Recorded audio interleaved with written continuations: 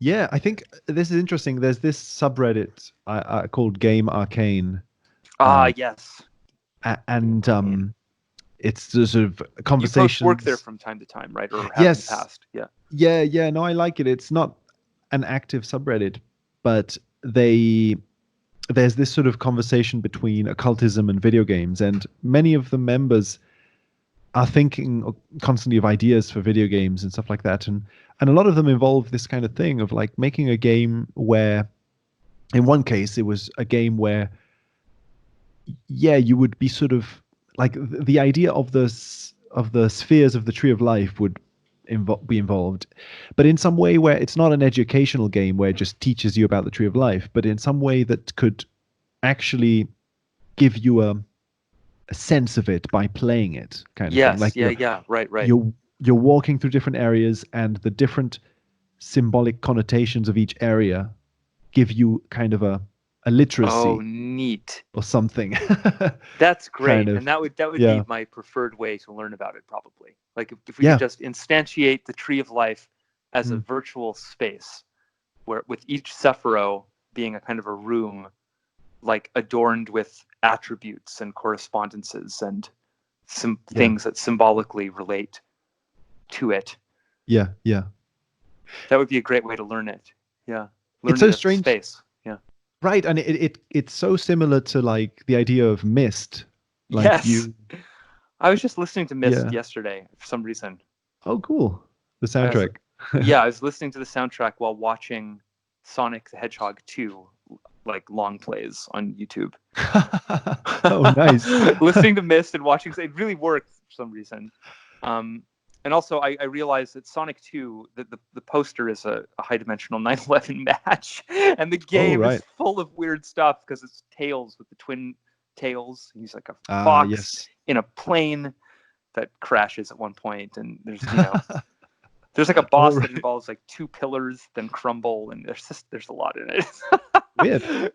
Super weird game. That was like Cool. it's one of my favorite games. I played that game like obsessively as a kid, and I just now it just snapped into focus suddenly. I was like, oh god, it's a precog artifact. Holy crap! Nice. It's amazing. You can like not see things that are so obviously like defined in front of you for so long. Wow. Weird. I don't know if you would be like up for it, but I'd be very curious to see you analyze a video game. Yes, I think I probably will do Sonic 2. Cool.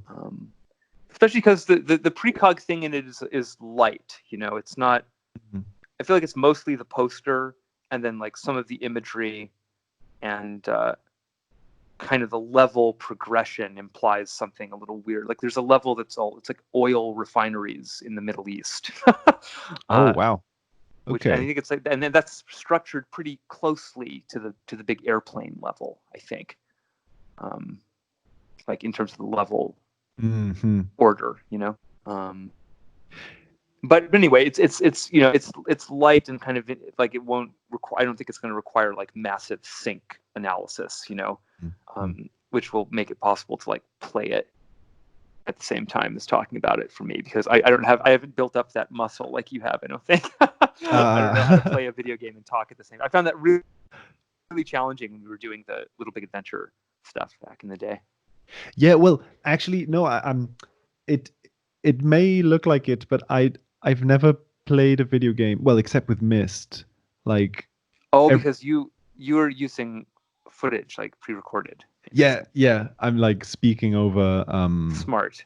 Yeah. long play videos and stuff like that. Maybe I'll do that then. That could be Mm. doable. Yeah. I find it interesting because video games are not movies. You can't you can't look at them frame by frame exactly. There's like a Right. different. There's something different going on. That's right. Because there is no Mm. particular linear path through it to start with, Exactly. Yeah, yeah.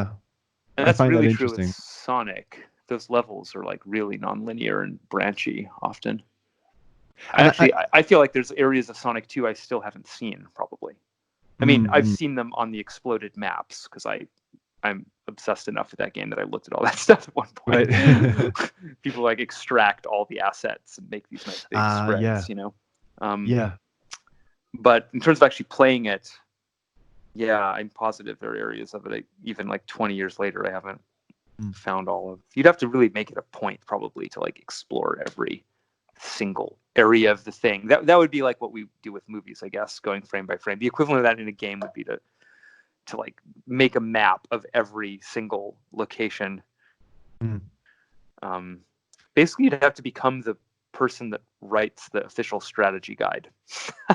That level of detail, you know.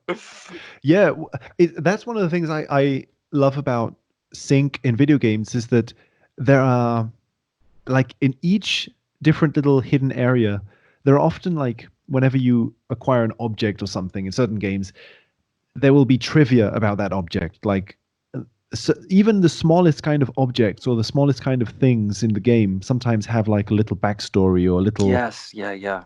And it's like there's an area of narrative. Well, that speaks to Myst so strongly, because every little object in that game, it seemed to me, was filled with so much mystery and purpose, though, you know.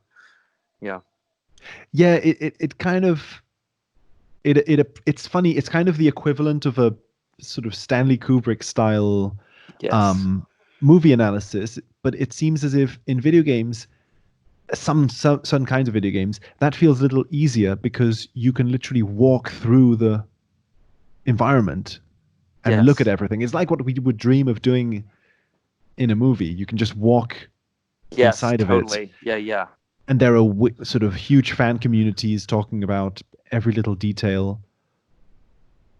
That's the thing. There are not so many fan communities of movies talking about every single little object. No, that's right. And this why that is. Yeah. It doesn't annoy you. It annoys me. Yeah, it really annoys me. This annoys. I remember when I was watching Ready Player One, there was like certain objects. I know that movie deserves a really and I was really like, why, deeper treatment. Yeah. Why isn't there like a huge Wikipedia about every single object in that movie? So there isn't. I assumed that there would have been by now. I haven't checked. There are a few kind of there are a few sort of, what do you call them, like articles, the top 10 Easter eggs. Oh, really? That's all? Like that. Just bullshit like that? Yeah, that's all I've found mostly. But gosh, that sucks. What the fuck, man? Yeah, people do not have the. Yeah. Well, I wonder what that's about. I guess it's because it's the speed, right? It's the fact. It's like the speed and like the kind of the social playback expectations. You know, I feel like if you watch a movie 100 times, that makes you a bit of a weirdo in our culture. Yes, good point. But if you play a video game for 100 hours, that's kind of normalized now to some extent. That's just what some games are like. You know, if you want to finish Fallout 3 to completion, it's going to take about 300 hours to do every single thing in that game. You know, yeah, that's just the size of many modern games. So I feel like that gives people permission maybe to kind of live in them more. Movies, I think we think of them a little more disposably or something generally, you know? Right, like, yeah. You just watch it once and then you're done with it. And even if you're a movie fan, you know, I don't know. I think maybe this is wrong, but I know a lot of people that are, I think I know people that are movie fans that are just very broadly interested in movies, you know? They just like watching movies, but they're not obsessed really with particular movies in extreme detail. That's like a different level of like obsessed internet fan that's just only interested in Star Wars, or, you know, only interested in, you know? And so those guys exist though, right? There are definitely people that know every single fact about Star Wars. Yep. Right. And well, yeah. And that's a good point, because I often feel, like you say, it's as if I don't know, certain types of films encourage exactly. I don't know. Yeah. Exactly. That's the feeling I get, and that it's as if there is something about movies like Star Wars that make it socially acceptable somehow. Right. Yes. Yeah. Whereas exactly, it wouldn't be so socially acceptable to be obsessed with speed, for example. Yes. or like or for you any know, of the things that we're obsessed with. yeah, like any individual movie. I think it's because Star Wars, Lord of the Rings, they're already explicitly world building or something. Right. Whereas, I don't know, Well, whatever. maybe it really does just track the fact that it's like people feel as if the details were placed intentionally, so it's permissible to enjoy them and mention them and interpret them. You know, George Right, put yeah. those details there. It's all meaningful, and it's, you know, but if you're if you're watching Speed with that level of critical analysis, you know, that something's wrong, because obviously the director did not mean for this random license plate number to you know, that just Right. becomes scary for most people. I think it's the Yeah. acausality of how those things could be happening in a film like Speed. Yeah, exactly. You sort of agency, the idea of agency becomes like a safety net. Yes. I think Yeah. the culture is comfortable with it if you draw a big safety frame around it and say, Mm. I'm doing a postmodern movie analysis. And the point is just that we can do whatever the fuck we want here. So fuck the police. And here's my Right, random yeah. interpretation, you know. But if you're both focusing on weird things you're not supposed to, and doing so with the attitude that that's objective in some way, that seems to be the thing that trips people out in a negative way sometimes, Mm-hmm. because it starts to resemble crazy thinking. Yes. Well, yeah, thank you. I'm really happy you brought it back to this because there was something I wanted to say about that from Go for it. what we were saying before about the idea of the octopus and people sort of like meeting individual instances of some archetypal force, stuff like Yes. that. That Actually, can we just? Sorry, I'm just oh thinking now. yeah. When we mentioned the octopus thing, I think we were talking about some like personal things about my life. So if Yes, we're good now in a point. podcast, we should explain. You should reiterate your octopus metaphor. Right. Yes. Good Yeah. point. Good point. So yeah. So let's see. We were talking about this idea that you sync makes it difficult to interact with people sometimes because sometimes you're interacting with an individual person in front of you and you have to treat them as you would a human. but Yes. It's but important it's like to treat people as you would a human. Sorry, that's so funny to me. it's Because it's like, why would you not? You know, obviously they're humans, but it's like yeah.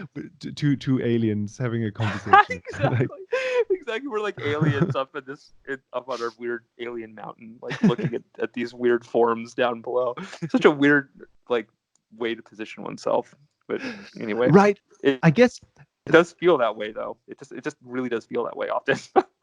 right, and that's a good point. I think that sometimes it feels that way, and it feels easier to talk about it like that way, precisely because you are interacting with individual people, but at the same time, if you're perceiving certain kinds of patterns, it feels like you're also interacting with bigger constellations of people. Can I add something here? Yep.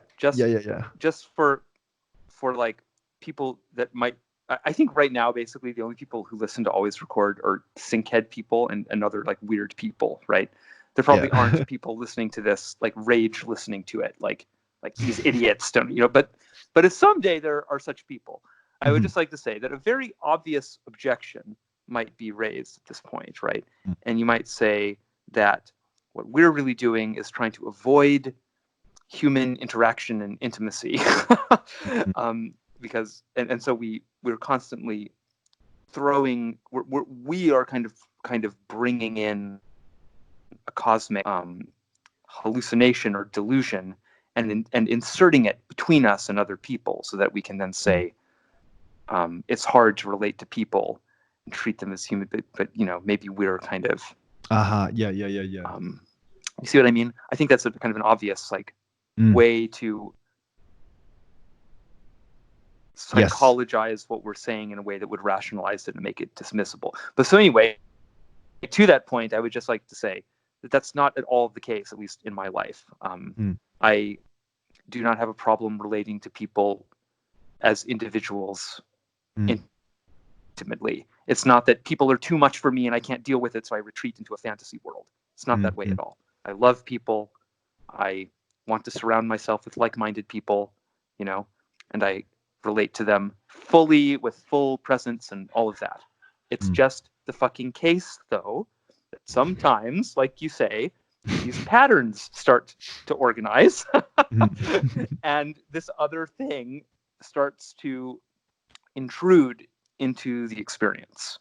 And so if it is something in the way that culture would define, like narrowly subjective, it's still a subjective thing that has the subjective quality of an intrusion from outside, not something that not an escape, not a running from reality into fantasy. It's rather that the reality is being flooded by the fantasy, and that creates a bit of a problem sometimes for us. So yes. Okay. Yeah, now yeah, the yeah. octopus. well, and I think like that's a good point, because I think that there is something that probably most people would identify with about this situation at maybe a lower frequency. Well, I don't know. In that, you know, if Lower frequency human mammals. I know that sounded that sounded really bad. There's just no way to. It's fine. Yeah. There's no way to. No, just like in the case of a lot of social issues, social like struggles, have to do with becoming aware of these kind of patterns as well. In that, like, if you know, if women in the workplace sort of realize that individual men are all reacting towards them in the same way. Yes. Yeah. It can create this awareness that, oh, there is something that transcends these individual people. There is a bigger. I'm interacting with something that is. No, yeah, you're absolutely right. Not an individual. That's quite interesting. Thing. It does kind of, it does intersect with this idea of like tuning into systemic patterns of organization that catch individuals, you know. Right. Yeah. Like, interesting. Yeah. And it's true. The way to notice that is through repetition of behaviors, and to kind of note that people can repeat behaviors that seem very at odds with their own personalities. They're interacting with all these complicated forces all the time, of course, social, political, economic, and so on. And they push our behavior around in ways that are not always conscious. We're reacting a lot to expectations and novel outcomes, and you know, at all these different levels. And yeah, and I suppose exactly like the difference seems to be that in the case of sync, when it gets really kind of intense, the kind of things that we would talk about now, as in, you know, that you're interacting with individual people, but it seems as if they're working. Okay, so yeah, the idea that we were talking about earlier. Finally, yes, the octopus. The octopus, idea. Exactly. It's it's just we're like the worst keeping this stuff like organized. I know. It's like the idea so that spiral form now. I feel like we're just circling around this like funnel right now. Yeah, it's like we're the octopus is in the middle. We just still need to get there. I had this nice image just now of us two kind of like sliding down a giant spiral slide, and we're kind of just talking as we slide down and go, wee. Yes. Exactly. But so basically, yeah, that sometimes through perceiving these kind of patterns and stuff, you end up feeling as if individual people, if you're syncing with certain themes, and then the people you're talking to are becoming like living materializations of those themes that you're syncing to, Yes. it can feel as if you're not only interacting with individual people, but you're interacting with, let's say, so that the idea of the octopus was the image that I wanted to Yes. use. Was sort of like that. Sometimes individual people, individual events, individual instances of things are like the tentacles of a giant octopus, or the usual idea of like a magnet that's moving behind the surface, kind of organizing things. And you see, there's something so. Oh, sorry. Continue. No. Yeah. Please. Well, I was just gonna say, there's something so terrible about, because it's as if, it's like we've talked before about the ghostly quality of synchronicity. That it's like something is instrumentalizing inanimate objects in some way. It's moving them. It's like playing them and positioning them in a composition somehow. And that's really terrible in a certain way to like, because it's what the fuck, But isn't it even more terrible to think that that's also happening with human beings? That the entire human beings are being instrumentalized by synchronous, like as if they're just some other objects. They're just some more symbols to be moved around. But it really seems as if on some level that's just how it is working. We are just some symbols being moved around to that level of the God cognition or whatever it is, Yeah. Maybe we're not just some symbols or whatever, but it's still like we human beings can function symbolically, of course. So. Right, we can have a symbolic function. Exactly. Yes, we have symbolic value. Yeah. Yeah, that's what made, like, I remember when I started having syncs, like the kind of the rabbit hole I went on was more of a solipsistic one, because it felt to me as if I was dreaming about things, and then I would see like my friends wear T-shirts with the same kind of thing that I dreamt about or whatever, and so it makes it like soul, Alan. like we're so doomed with these weird like things. No, yeah, I mean, it like you say, it feels sometimes like a way that you model the experience, at least initially, is that whatever is happening is making people wear T-shirts that will correspond. So with the symbolic structure. So like you say, it makes it seem as if there is like an aesthetic component to to people. and that as always with sync, somehow you, like, it all refers back to you somehow. So it makes you kind of more it makes you a weird I don't even know if I agree with this, because I think sync also does the opposite, right? It also removes you from the center. No, it both puts you in the center and removes you from the center. Yeah. That was not a helpful point, therefore never mind. Oh no, like exactly.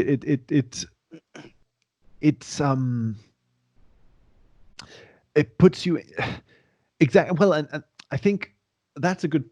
I think that is connecting to one thing is that we're now at the point where we're just like sync has become so hard. We're not even speaking in like complete sentences. It's like fractured like attempt to get some handle on something.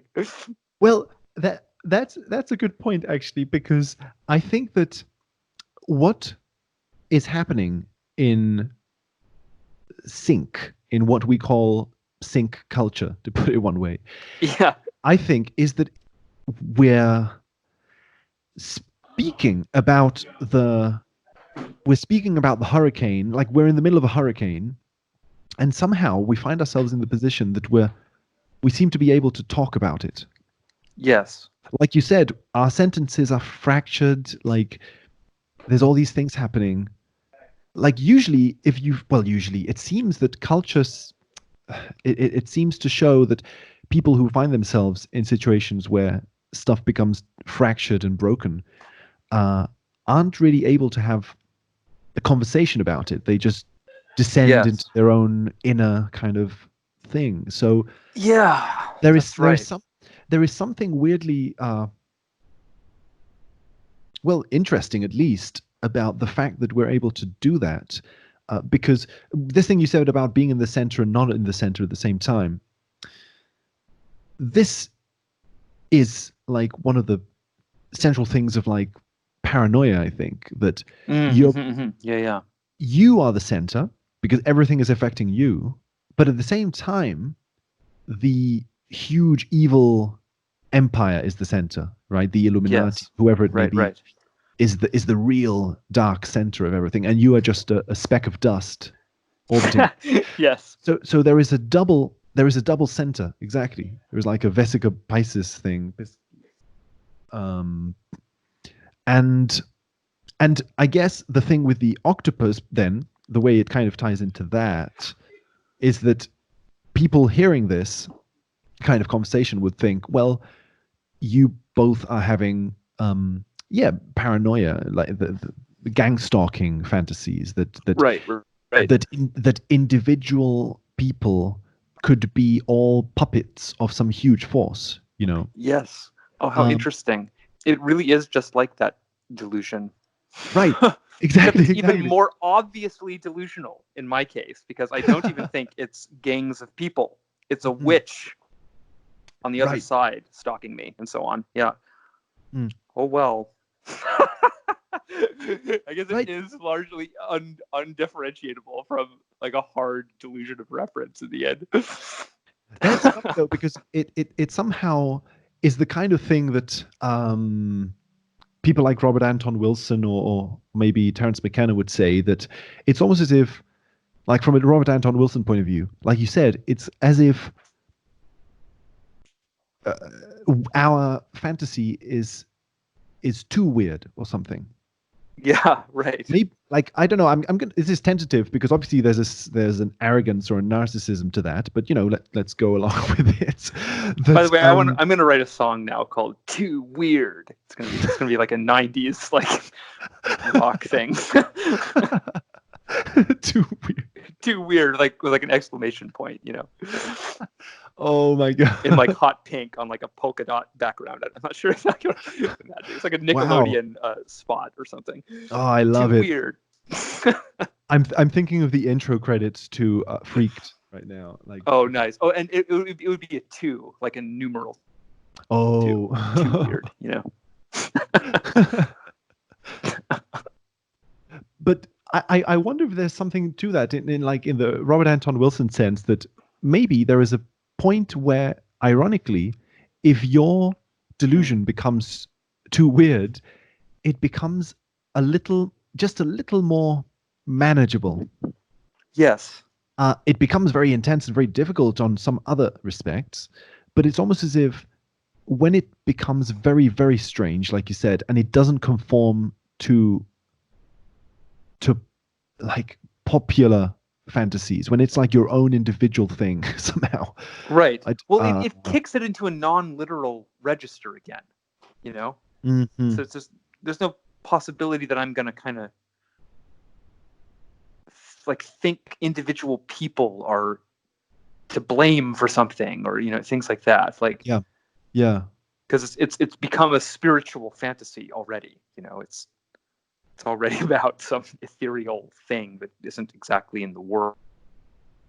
Yeah. I think. Which Yeah. it's as if it's like, if it's a delusion, then that particular aspect would make it a somewhat self-aware delusion, because it's as if it's already telling you in the fantasy that it is a fantasy. Yeah. You know. Right, that's a good point. Yeah, it's like a delusion that's aware of itself. Mm, Right. It's yeah. explicitly like fantasy material. It's like a witch. That's something from that's not real, quote unquote. Mm, That's something from a storybook. right. Yeah. So that makes it seem like more crazy to culture, but Mm, yeah, exactly what you're saying. Paradoxically, it makes it more. That's just the way to learn to get along with a delusion. Probably is mm. to put it back in that register in one way or another, in the religious register, basically. In the religious register, yeah. And also I think the what's probably what's strange about it is that exactly we're able to talk about things that would usually be considered insane, like this idea of gang stalking. And I think like what's fascinating me at the moment is that a lot of these classic tropes of psychosis and We've got paranoia. it's like a gang haunting. Sorry. Right. Exactly. It's like a gang of ghosts. Yeah. It's a gang haunting, yeah. Like you said, it's the religious register, and maybe that's why religions are things that are able to coexist with culture somehow, Aha. Right. Right. Yes. Yeah. because That's interesting. they take it to the ghost register. Yes. um, The ghost register. take it to the bridge. Yeah, and I think that the thing with that then is that um,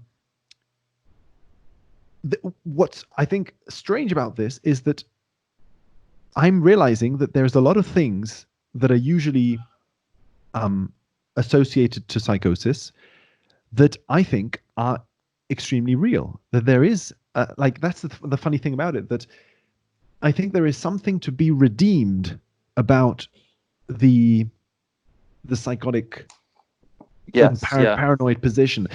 And for example, as we were saying before about social justice, social fights of different kinds, I think that is somehow the proof of it. I think that, like you said, perceiving systematic organization of one kind or another Right. is what is being done in paranoia. It kind of shows that there is a way in which paranoia is delusional, but there is another way in which paranoia is picking up on a real structure. Right. That's why it's frightened of it, because it's actually perceiving it. Yes. It's perceiving sinks. It's perceiving that, oh, all these things seem to coalesce into a structure. Yeah. So that the you can be walking down the street and feel as if, on the one hand, like you said, there are individual things, and then there are bigger kind of like there is the evidence of magnets moving behind them or something. Mm. And so you are interacting with you can interact both with the tentacle and with the octopus at the same time. You can interact with Oh two. yeah. Yeah. Yeah. You Yeah. can be having a conversation with someone, and actually you're having two conversations. One That's it. Yeah. conversation is with the individual, and the other one, which sometimes involves body language and other subtler kind of languages, is a conversation with the octopus. You know, dude, that's crazy. Jung says almost exactly the same thing. He says Oh. he describes synchronicity as like a, I think he said like a secret drama or something. There's some paragraph where he's talking about how like you can just be out living your life. Like I'm paraphrasing, obviously. Jung doesn't write this way. You can just be out living your life, like having a picnic, and then suddenly, you know, this other thing is happening at the same time. There's a double adventure or double drama or something he calls it. Yeah, exactly. Oh wow. Now you're also in a dream at the same time. It's something to that effect, you know. Nice. I love that he Yeah. uses that image. Yeah.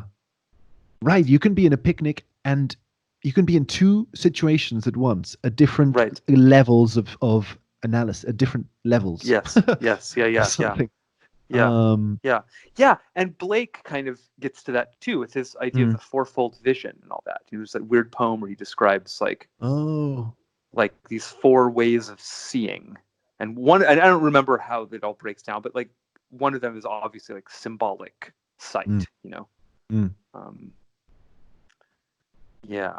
I would love to read Blake. I really don't know much about Blake. Blake was a real like traveler, I think. Yeah. 100%, yeah. And Jung was very interested in Blake himself, wasn't he? I think he was. Oh, that I would think he make did sense. regard Blake as an artist that was capturing some unconscious material. Yeah. I think he had some critical things to say about Blake as well. I'm remembering for some reason. I could be wrong about all this. I don't know. I've read so many weird things about Jung over the last few years. Just like essays on the internet from people's random PhD defenses and things, you know. Yeah. I don't even know like how much of that stuff is accurate, but I just have this like terrible kind of like folk collection of stories about Jung and Jungian ideas. People should fact check everything I utter about these topics. I don't know anything about them really. That's interesting how Jung and people like that can become like folk.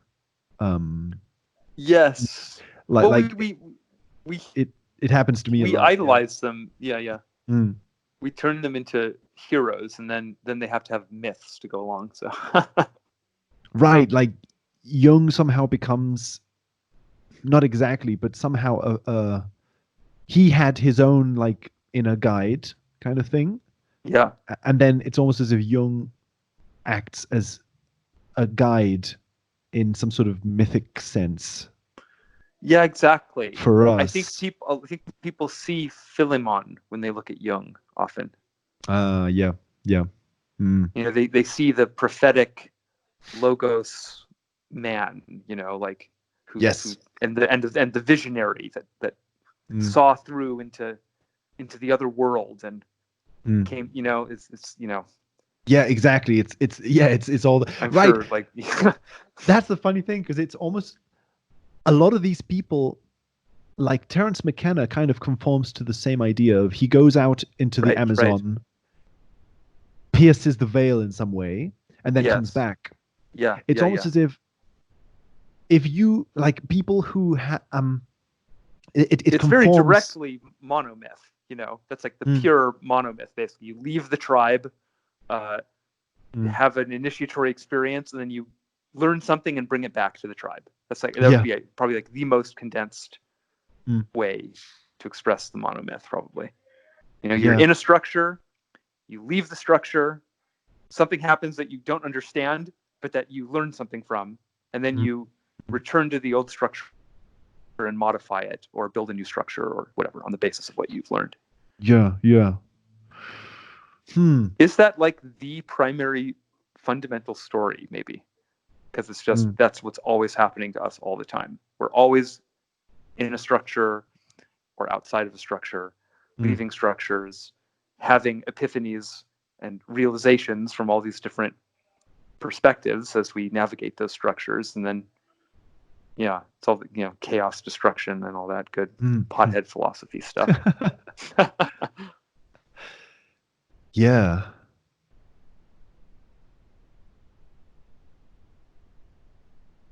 Right. Well, one thing about that actually is that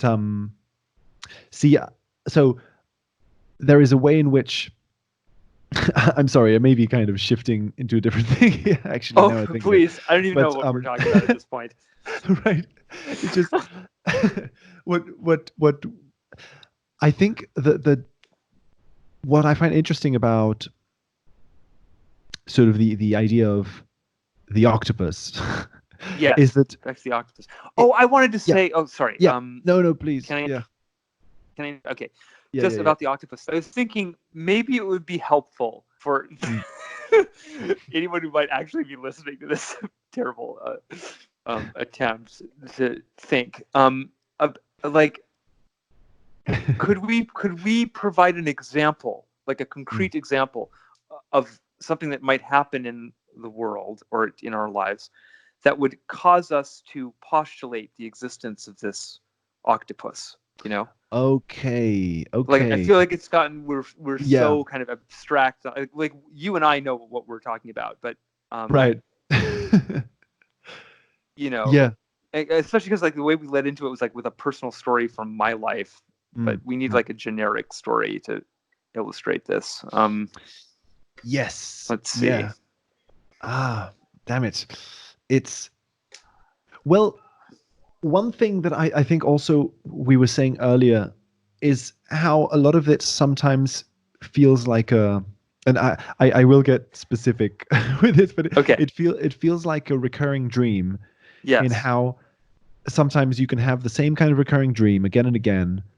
And, in classic sort of psychoanalysis, there is a way in which you can somehow integrate a certain lesson or something the dream that you're not wanting to confront about it. Mm. And then suddenly you stop having that recurring dream. And, Right. and Right. how this kind of structure applies to something that I think is pretty well known, which would be like toxic relationships, toxic relationships of different Yes. kinds, where someone, um, and I'm sure that like we've seen this all around us in different cases where you see maybe a certain friend who always ends up in the same kind of situations with people, not even necessarily romantically, like just always seems to be gravitating towards a certain kind of thing. And so the people change, the people in the toxic relationships change, but there is like a structure that remains. Yes. So that you could almost say, and I guess that's one way of talking about this octopus thing, is just the idea that even though maybe during the course of 10 years the same person has been in countless different situations with countless different people, if they're still stuck in this kind of toxic loop for whatever reason, they Yes. might, even though the people in life have changed, even the cities and the places have changed, there is like How to put a this? structure. Yeah. There's a. I almost want to tie it back down to simple like picture Mhm. stuff and say like, okay, what if you were looking at a bunch of photographs Mm. and every photograph was just a photograph of some different thing with no real discernible interrelation between the things. So here's a photograph of a birthday party. Here's a photograph of a beach. Here's a Mm. photograph of the inside of a VCR. Here's a photograph of like a cheese spread product. Here's, just here's all this stuff. Um, and you're just kind of looking at these images whiz by. And then over time, as you're watching these images, you start to notice that in every one of these images, there are like three things arranged in a triangle in just the same place. Yeah. There's like three different things every time, but they're in just the same place every time. So now there's like there's a drone. There's like a sustained pattern being held across all these Yeah. shifting surface features, or maybe they're not. What's the surface and what's not? In my dumb metaphor, I don't know. Mhm. But now there's something that's unifying all of those instances. Yes. And critically, I think though it's like it's initially invisible for some reason. Uh-huh. Yeah. Yeah. Yeah. Mm. It's like it's a subtler level of pattern or interrelation or something, Mm. Um, and it just seems that, so okay, so that's just an example of like an image example, just to like communicate like the kind of the pattern aspects of it. Yeah. But like the way it might manifest in like a different level of life, like let's say in like social interactions, Mm. I guess it really does get to the basic zodiacal thinking, doesn't it? You might just start to notice over time in your life that people kind of fall into some fairly predictable categories of people. Yeah. There are just kind of types of people, and yeah, everybody is an amazing individual as well. So that's Mm. the weird infinite paradox of it. Mm. But wow, it's just really true. Like I conform to a type, don't I? Like Mm-hmm. I'm very much in my weird, like weirdo nerd type. Like Right. like I'm just in the corner with all the other weirdo nerds. To anyone who's not a weirdo nerd, Yes. amongst Yeah. Yeah. Yeah. ourselves, we make all these finer. Mm. It's a finer granularity of how we divide all this stuff. Like, well, we're not like these other weird nerds. Yeah. Those ones Yeah. are, but there does seem to be a basic stratification of people into styles. Mm-hmm. It does somehow relate to style, because style is the thing that is consistent throughout all the individual things. It's like a bunch of paintings, but what unifies them is the style, and the style implies the author, implies authorship. Aha. Right. Nice. Yeah. The style. Yeah. That's how you identify the author, right? And the Right. style is something that is, it comes out of the whole thing, how it all works together. You can't point to any one thing and say that's the marker of the style now. So it requires a holistic, high-dimensional understanding of the work of art to identify authentically. Wow, neural nets will get good at that, I bet. Sorry, now we're really just rambling random things. But so the octopus is just the notion of, I guess, of a secret connection between apparently dislocated elements. When you realize how they snap together to form a style, metaphorically, then you see that something has been controlled somehow in a rather different way. And it's just very strange. It just seems like at so many levels of human life, that kind of thing is operative.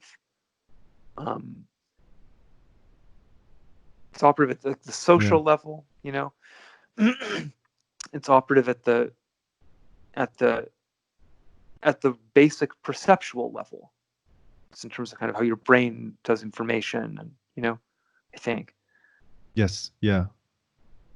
Yeah. It's very hard to think about these areas because it becomes so reflexive. We're kind of asking questions now about the fundamental nature of human beings. Yes. It's like, what is the human being in total? Well, good luck with that question, I guess. But well, one thing the zodiac is some attempt to express that, right? If you understand that whole model, so not just your sign, and if you understand all the different stuff, then that's meant to be like a complete model of the human potential space of human types or something. That's very interesting, actually. Every human being can be represented in the state space of that model, or that would be the idea. Yeah. There's no such thing as a person that can't be represented on the zodiac. That's really interesting. I think you just touched, because I think that it's almost as if every system that tries to do that tries to find the styles of things, is taboo in culture. Yeah. So it's astrology, tarot. That's interesting. Yeah. Even Jung is taboo. So that's interesting. I wonder if it's because any system that tries to think about this kind of style behind individual instances is going to be talking about the unconscious in some way. Yes. And therefore culture is kind of like culture is pure ego in some way. Without I don't know. It's all so visible. Confusing because I see what you mean when you say it's pure ego, but it's also pure unconscious in a certain way, as a big distributed thing that no one controls individually. Yeah. It's so weird. Yeah. It really is almost like it's just like a big person that has both a conscious and an unconscious aspect. Mm-hmm. It's strange. Yeah, I wonder. Like, it's strange. I wonder if also there is an aspect to it in how anything that seems to think about these kinds of ways, these kinds of big patterns formed by smaller units, has become scarier to our culture because of war. Mm. and because of the way in which war has made it very scary to think about how individuals can constellate under very simple kind of, like everyone moving at the same time kind of thing, this sort of Yeah, anthill yeah, yeah. thing. Right, And maybe right. that idea has become Yeah, a I frightening bet. one. Uh, I think that relates to probably seeing all the imagery of like, the 20th century fascism and mhm. like just like some of that stuff that came out of the Nazi regime in particular. If you ever watch like Triumph of the Will, there are shots in that film. It's just like so many people moving in lockstep, just all these boots and like these Yeah, huge, the pageantry and all this stuff. Like, yeah. I think it's just, that those that it's they're terrifying image. It's like Mm, it's really horrifying, that stuff. mm, I find it horrifying anyway. It's just yeah. like so many people just reduced to components Yeah. in some big weird thing. Mm, Um, yeah. big terrible machine. It's so weird that they. It's also, isn't it weird that like that the Nazi propaganda machine would make art, as it were, make films and images and Mm, so on, and put on these parades and all this stuff.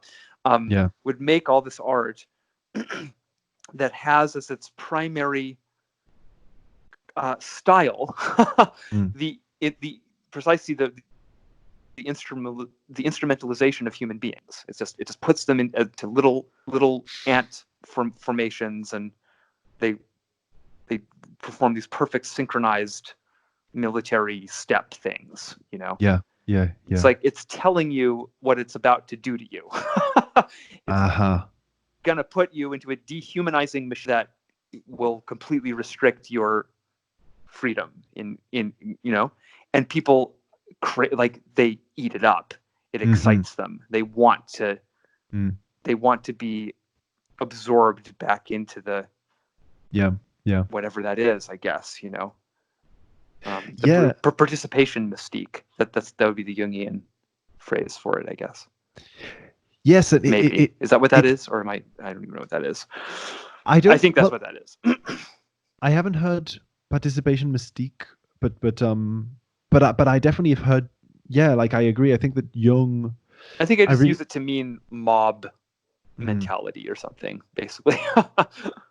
and I really like the Jungian perspective on this because it definitely seems as if there is something about like I think even Jung talks about this, but in connection to World War One, I think primarily how Mm. it feels as if the because when you look at these kind of images, like you say, these images of huge groups of people all constellating around a leader, Yeah. in some visual sense, it's a mandala. Yes, totally. With so it's like there is a thirst to be absorbed by the self or to somehow commune with the self, but it Yes. Ah, yeah, you nailed it. Yeah, yeah, but it's yeah. not.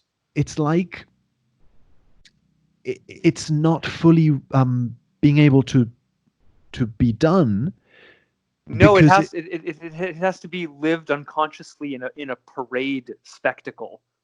yes, yeah, yeah, Like yeah, how yeah, ridiculous! Like it's so funny in a certain right, way, exactly.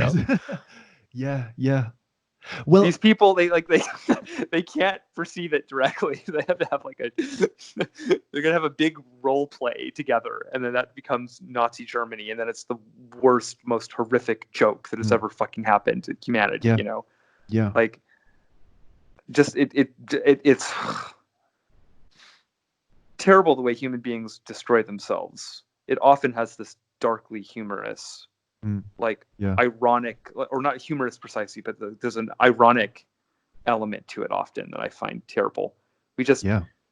we seem to have a preference for this kind of Mm. I don't know. I don't even know what Yeah. I'm saying, but you know what I Well, mean.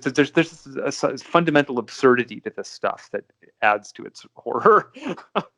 yeah, yeah, yeah. No, exactly. I think it's funny. Because I'm reading Gravity's Rainbow now by Robert Yes. Pynchon, and it's set in World War II, and wow, it really, because what I'm loving about this book is that Pynchon is clearly a sinkhead in some way, uh, and so it's like a sinkhead's perspective on World War II. It's really incredible, and he says something really interesting at some point in the book about how um one of the traumas, I can't remember how he says it exactly, but one of the traumas of war has been a fear of charisma. That if you, which I think has to do with the individualization process and the self, that Yes. because charisma during the war was the symbol of the fascist leader.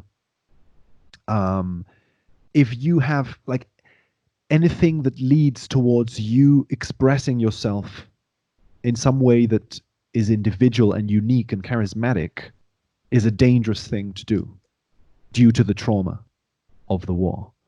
He explains it in a slightly more in an interesting way, but it kind of reminds me of how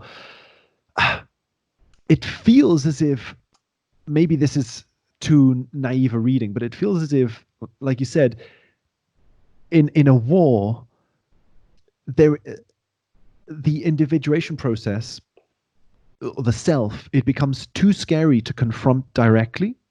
So you have to confront it in the figure of another person, of a leader. So that the leader maybe is like a visual, is like a representation of the self that you are not allowing yourself to identify with. Somehow you're not allowing Right. you're not allowing the self to emerge as an archetype within yourself. It But because somehow, for whatever historical reasons, the tension is built up so much that some, at least a little drop of individuation is required, it's like the only channels that are available to it, because everything else is so repressed and so blocked, the only channels that are available to it are the directly materialistic, literal, projective kind of channels or something. Right. So that the archetype of the self, the leader, the charismatic leader, becomes a literal physical human being instead of being a symbol within the self or something. Yes. Yeah. I don't know. I think it's obviously much more complicated than that, No, I like that. Yeah. But it's and I think it must get the big picture right, which is the way in which these cults of personality kind of very ungenerous, or I don't know what I'm trying to say here. The way that cults of personality undermine or kind of use people's spirituality against them in some way. Yeah. That's it. Yeah. And there's a terrible sort of feedback loop thing going on with these things as well. It occurs to me now, because it feels as if, again, maybe a naive reading of it is that the reason why, I think that the reason why a lot of these things grow up to such huge proportions is because there is and again, I think Jung speaks of this in the Red Book, that there is an aspect about war and about following a leader and things like that is extremely repressed, because it involves being passive in some way. You have to passively surrender to an experience, surrender to a leader, and so on. So it's almost as if the tragedy of it is that because these things are so repressed, they explode in these wars, but then the war is so traumatic that it causes an even deeper repression of passivity. Like we were saying, it feels as if nowadays one of the ideas that atheists find so threatening about any spiritual practice is precisely the idea of passivity, of submitting to a higher will, of submitting to an experience, of God, it's anything. such a predictable masculine fear, isn't it? Right, exactly. Yeah, yeah. Yeah. Interesting. I find it interesting. There's something that Well, and that would seem to relate to ideas that fascism and so on are related to sort of problems with masculinity. Yes. Like, yeah. Right. Yeah. And in some weird way, there's this weird connection between it all and religion as well, or like spirituality. I don't know. Like, it's this whole sort of mush of shadow material. mush. I don't know. The shadow material is always much, Right. you know, until you pull it into the light and start to sort of, I don't know, do your alchemical cleaning operations on it to determine what's actually going on in it. I hate that. You know, it seems like we ought to be able to just go through it once and be done. But of course, it's a things are continuously flowing into the unconscious because experience is continuously flowing into your brain, and the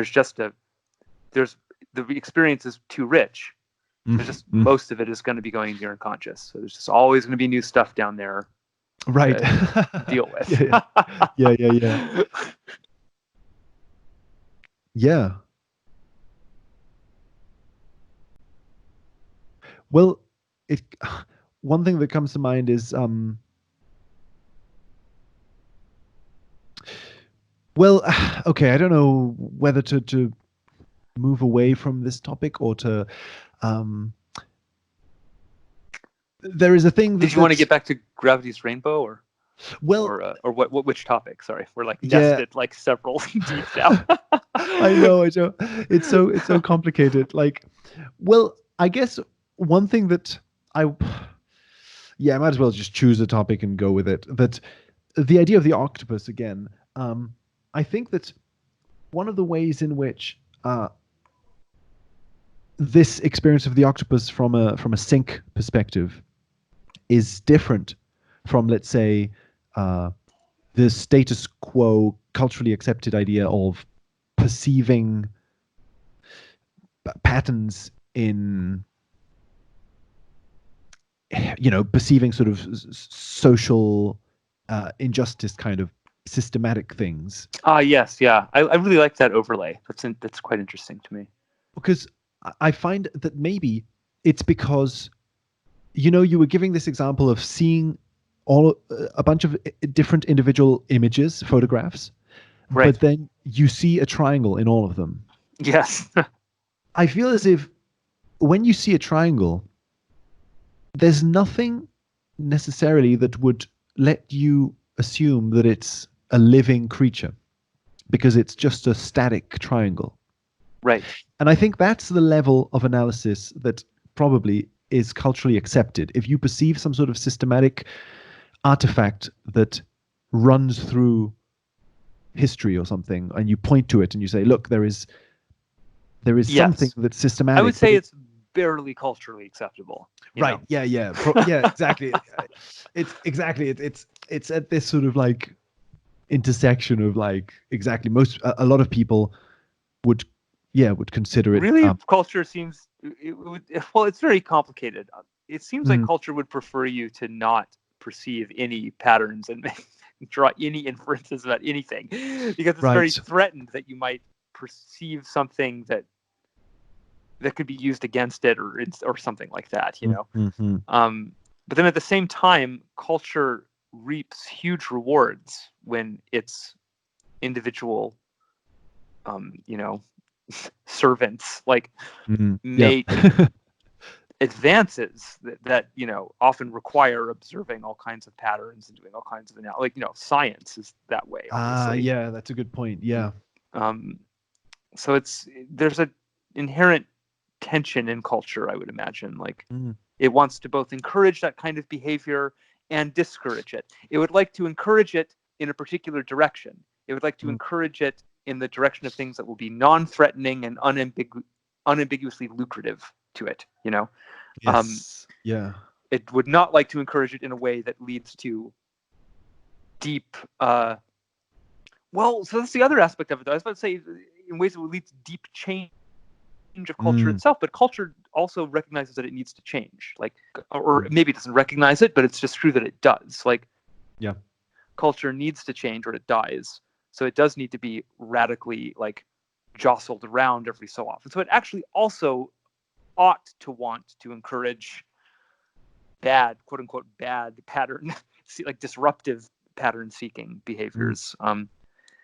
I guess it would just really like to do it, or I know what we're talking about. I guess I would like to see a culture that was organized in such a way that it could balance those things a little more effectively.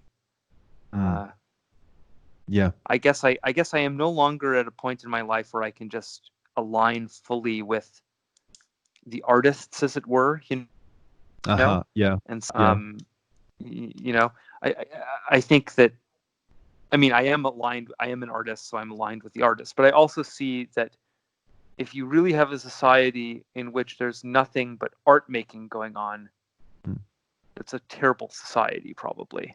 Yeah. You know, there are many things that society needs to do, and just anyway, I mean, it's not even like it's a possibility. Like, people, there are just so many kinds of people that are going to do these various things, and so that's the whole problem. Is culture has to somehow bind all these categories of people and individual people together into something that more or less works fluidly, or at least peacefully, you know? And I guess that's such a complicated, big problem that involves relating so many variables at so many levels, that the only way it can currently happen is unconsciously, completely. And so that accounts for the unconscious aspect of culture, maybe. Yeah. That problem, that's a high dimensional kind of weird matchy problem. So it's something that the unconscious would be really good at. How do we glue all these parts into one big thing and keep it all operating okay? Like, so yeah, culture is this big thing that somehow evolved with us to do that, to help us all relate. Is it just a part of instinct? Maybe culture is just the part of human instinct that is concerned with the collective. Maybe. Interesting. Right. Yeah. Huh. Well, it's right, and so these kinds of patterns, exactly, that they're allowed in certain circumstances or not, but I feel as if most of the ones that we hear about in daily conversation are kind of patterns where, like in the case of the triangle in the photographs, it's always a triangle. But the thing with that's like one layer of it, maybe. Right. But then there are these moments with Sync, for example, where, and that's kind of the thing with Sync, that let's say that you have all these photographs of different things, but the underlying pattern in them is a smile. There is always a smile somewhere in the photograph. But then at some point, something changes, and all the photographs in your life have a frown or an angry face on them, or whatever. I like this example. So that, and then, and you can go through different iterations of this that make it seem as if you're perceiving all these individual things in life, all these individual images and experiences, but there is something in the middle, this triangle, that is not only static, but it seems to be changing. The pattern, it maintains itself as a pattern, so it maintains a certain stability. That's a very important thing to add. Yeah. Right. It still stays as the same pattern. So it has a unity to it. It's still a Yes, but the pattern evolves, doesn't it? right. And it sometimes evolves and it reacts to you Yes. in the same way that a living being would. In the same way that Right. if you touch a dog, it might recoil in fear, or it might come towards you and lick your hand or whatever. No, yeah, you've really hit on something here. There is Like a sort of, yeah, it's a kind of, we almost exist in a kind of animism, you know? right. We're kind of, we're assigning, what I was saying before is that certain categories of pattern that you might think Mm. of as being descriptive of style, Mhm. that those imply authorship, Mm. but it seems like very often we actually enter into a mental space where it's not that it implies authorship, Mm. it's that it itself is the pattern itself is the living author of itself in Is its own some author, way. right? Yes, Yeah. yes. Or it is somehow a very direct expression of intelligence in that way. You know, it's not Yeah. a trace left by something. It's an active, live synchronization to something Mm. in the moment Mm. that's alive and so on. Yeah. Right. Yeah. That's what's so strange about it, because then And if then you find, we're yeah. just like any other ancient person, like Mm. projecting um, the gods into the environment. Yeah. I guess, or acknowledging their presence in the environment. Maybe we should say it Mm. that way. Mhm. Yeah. That's the strange thing, because it's like, on the one hand, these kinds of experiences, they are they are le I don't know what I'm trying to say now even. It's like going back to the issue of gang stalking, for example, that in gang stalking you would get the same intuition that somehow there is a it's like in gang stalking you would perceive that angry face in everything. It would Mm. seem as if everything is an instance of someone evil, let's say. There is, and so uh I guess I don't know what the difference is, but there seems to be a difference between what someone experiences when they're stuck in a very fear driven kind of paranoia, and what happens when you're not, but it's still an extremely intense sync ride. Like, it doesn't make it any more easy. I mean, it doesn't make it's just it's Right. very it's just that there seems to be a difference. Um, but what I find interesting about it is that it seems to somehow I find it interesting because to me it gives me the intuition that there is something about paranoia that is redeemable. Again, that there is something that it can't easily be dismissed as just a pure delusion. That there is something about the experience of paranoia that um,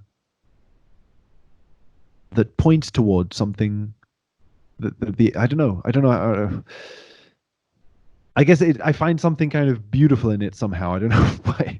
The fact that it doesn't, the fact that these kinds of experiences that cause so much suffering, we um culturally we dismiss them completely, but that somehow there is the potential that a more open conversation about sync could find ways Yeah. to help these kinds of situations. I don't know how to say it. I think that there is a potential to build a bridge between deep Well, suffering, yeah, yeah. paranoia. Yeah. I think you're really right, because it's just that our culture has no assistance really for Mm. people that find themselves in liminal informatic spaces, let's say.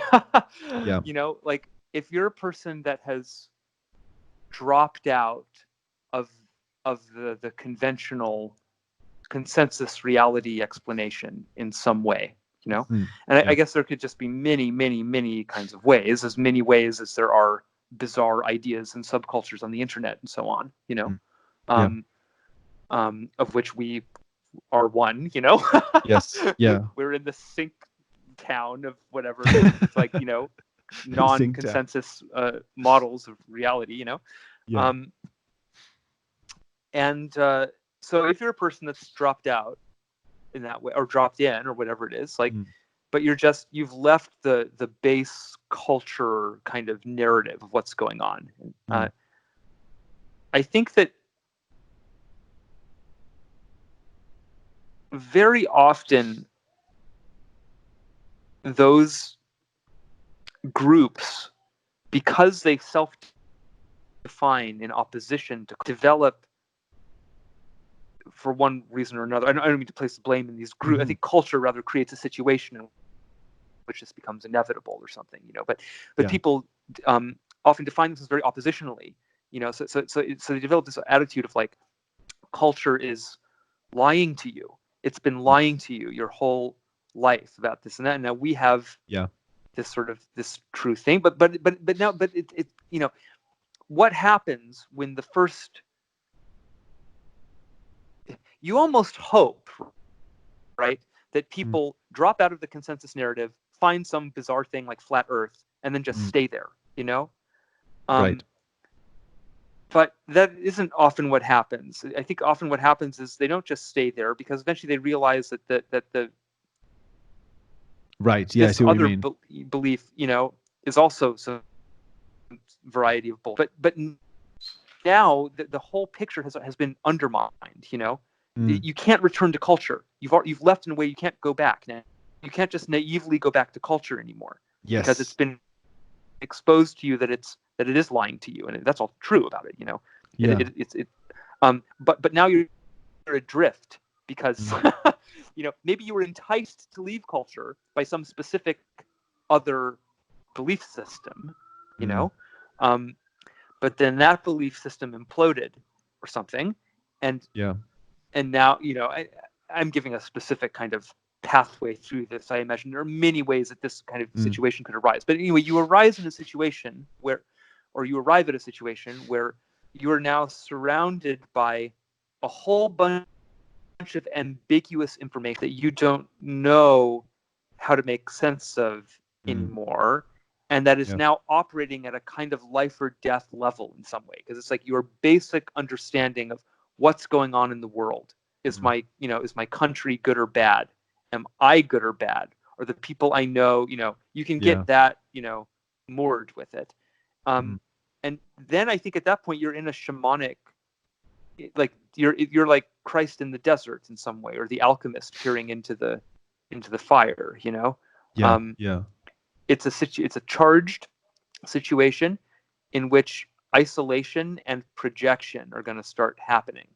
And I think you can really see that, man. Like when you watch people on conspiracy channels and things that have maybe slipped a little bit more into the deep end, you know, I see what you mean. You can see them orbiting around these like sink pockets. Like their thinking has become symbolic in strange ways, and you know, so on and so on. Like sometimes it can be so impressively specific. Like you can see, oh wow, this person is right on the edge of like an anima idea or a or this or that kind of thing, you know.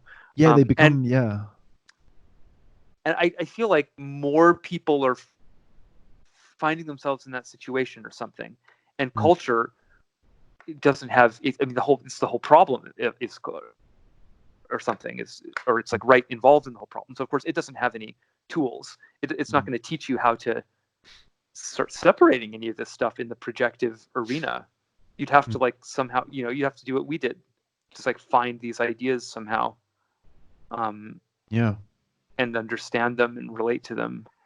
But there's no, like, let's not kid ourselves. We're strange, hyper intellectual people that like to do things like read alchemical books, you know.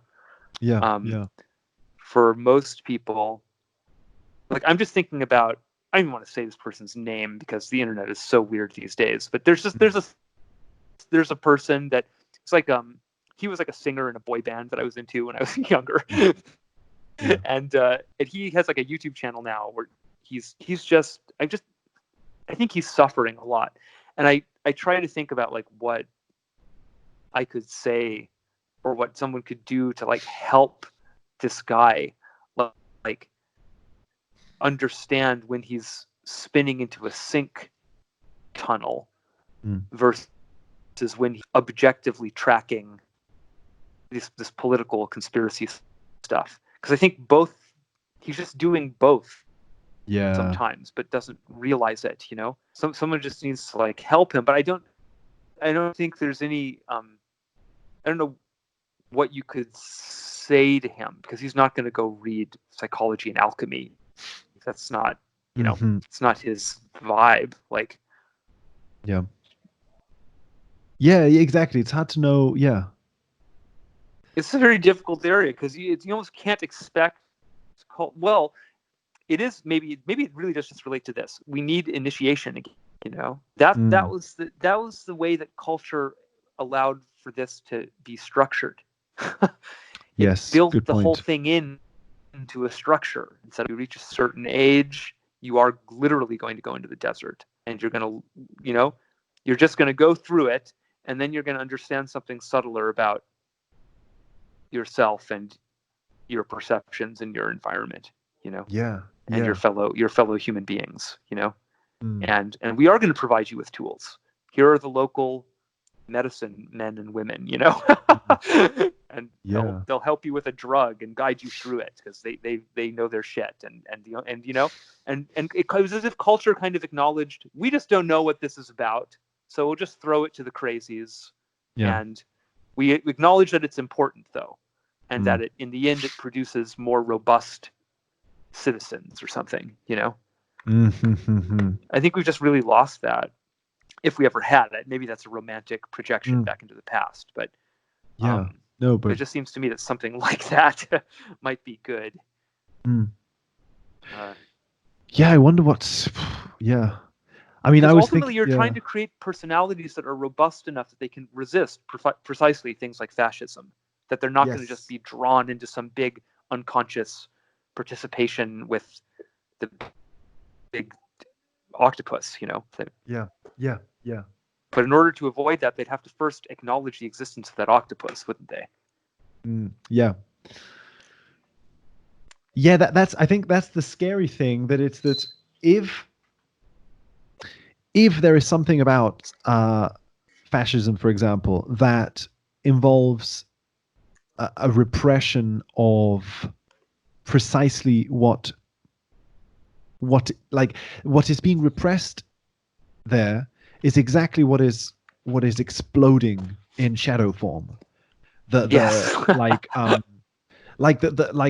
just starting with the homoeroticism of it, right? It's like, it's so interesting how a lot of the imagery, even today, even in a lot of the new kind of populism that is sort of emerging today, you see this sort of, on the one hand, there is like a sort of a reclaiming masculinity kind of thing, but then at the same time, there's like a kind of that old fascist flamboyancy is just back again.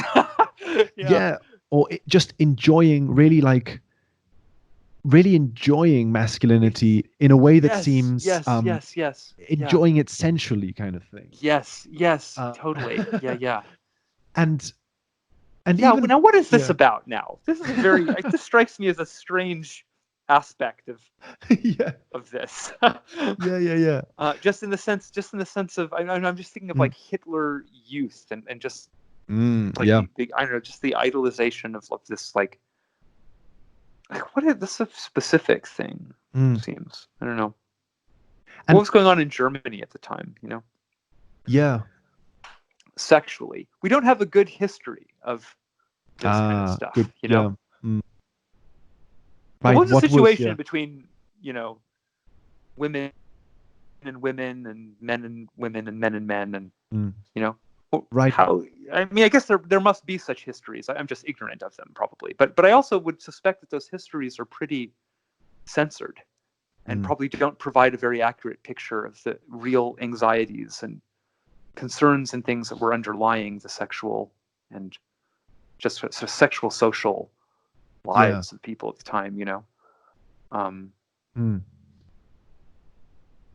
I guess I Yeah. don't really know, though. I would guess probably very rich psychoanalytic texts have been written about Nazi Germany and World War II. And I know there's like this psychology of fascism and that, but I bet there's other things too. Yeah.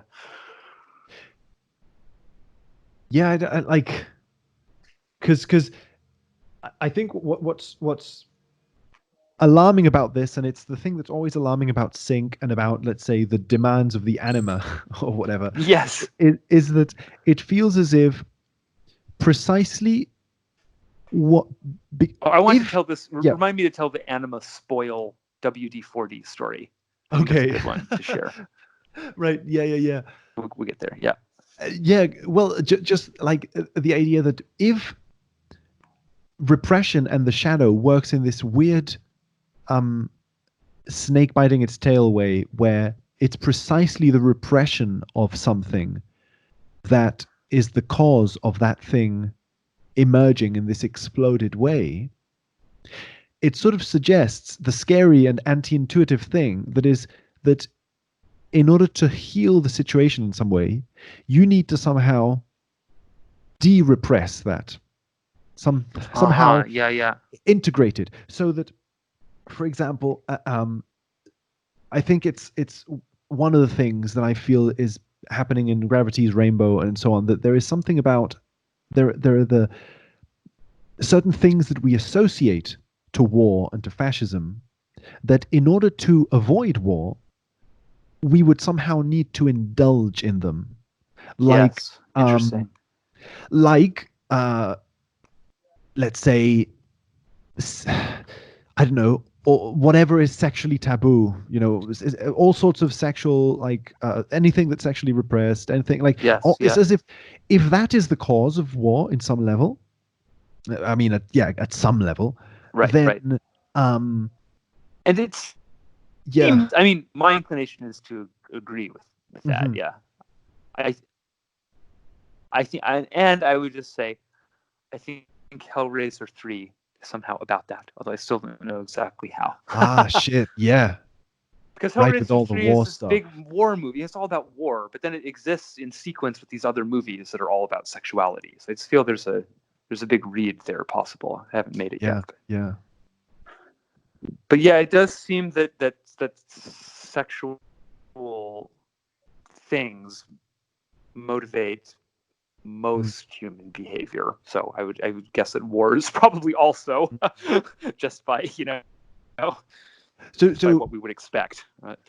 Or even like I think this is where sync comes into play, and sync as a subculture, so to speak, because I think that if you were to what people find threatening, I think, about this, whenever they find something threatening about it, it's precisely the fact that there is whenever they even know what it is and have even heard about any of it. Yeah, exactly. It's precisely the fact that I think, and you can see this in like the texts of Richard Dawkins or Daniel Dennett or anyone who is like very strongly atheistic, is that there is a strong connection between anything spiritual and fascism. Again, because you're sort of because it's seen as a you're losing control in some way, right? You're somehow allowing yourself to be taken by a huge wave of unconscious content. It's that same fear of passivity you mentioned before, I guess. Yeah.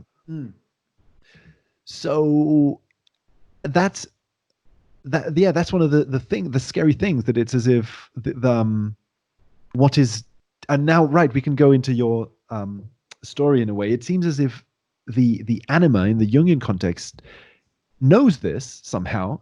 Well, somehow, because this is like, and therefore a lot of the things that the anima seems to expect or demand of you are precisely for you to submit passively to a huge wave of some sort of an experience. Yes.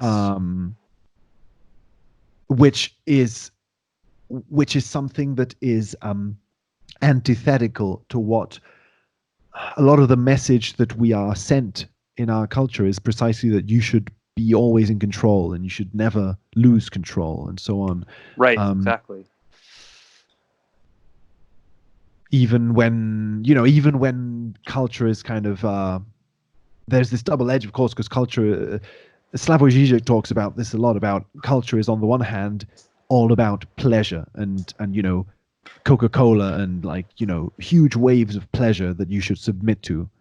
But on the other hand, it's never it's never true. There's never a true abandonment. I don't know how Right. to describe it.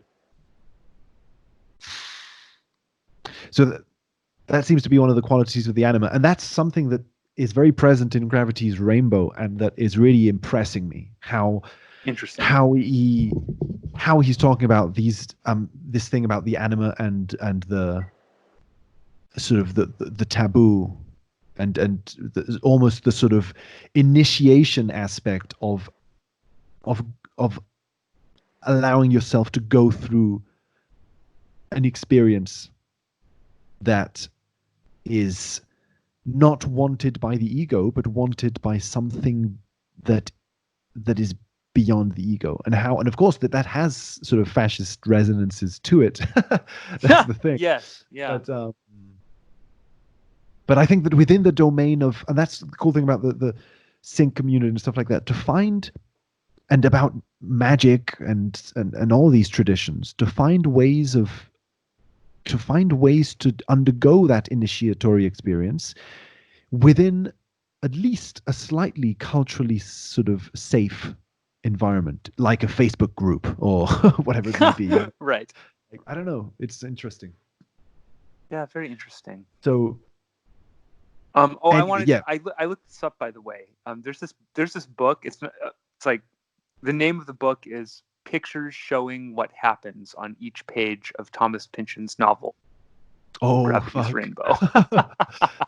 By Zach Smith. And it just says, Gravity's Rainbow Illustrated. One picture for every page features the work of an Ivy League educated punk rock porn star visual artist who has created a drawing for every page of a novel that is widely considered to be the most difficult work of literature ever produced in English.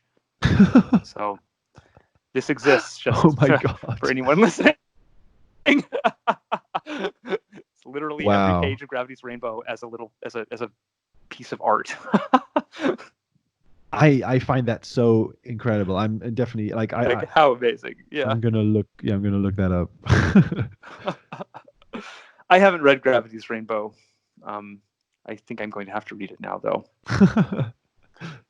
I almost want to just look at the pictures first and then read it. I bet that would be a weird way to digest it.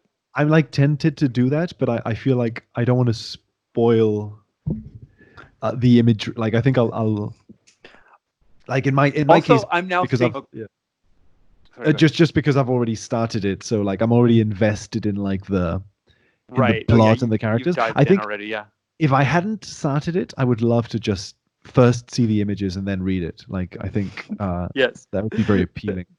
maybe I'll do that. Also, I think I've decided maybe I won't tell the Anima WD-40 story. I'll just leave that as a hilarious thing no one will ever know about. Wonder what the fuck that story was. Oh, I love that. Is that mean? Should I tell? It's not. It's the Jordan Barty urban myth.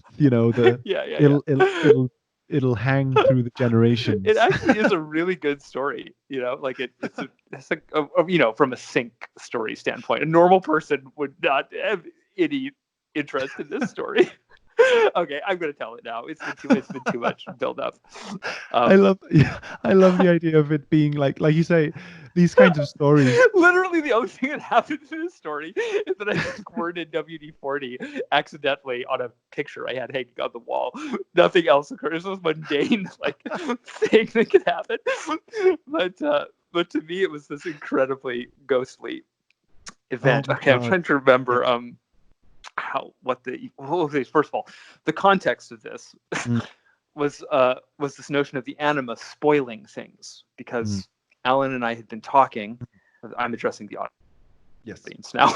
Sorry, you and I were talking about about making art, and how something funny about making art is that very often it feels like in order to get something good and rough, you have to first make something very controlled and labored and kind of structured, and then spill paint on it, as it were, Mm, you know. mm. But that if you, it's like, it's as if you just spill the paint, it's you're not going to get a good spill of paint. But if you spill the paint on a priceless work of art, maybe the Mm. unconscious will say, "Ah, so we were relating it to the idea of sacrifice somehow. It's like Right. Yeah. you almost have to sacrifice your to her, and then she's gonna ruin it in some way that's going to be beautiful. I wonder if this Right. is making sense to anybody. Um, it's like when you're being creative, Mm. sometimes you have to just um, Right. I'm not sure what we mean here exactly. It's Mm. kind of a tricky idea, really. But I can you guess help?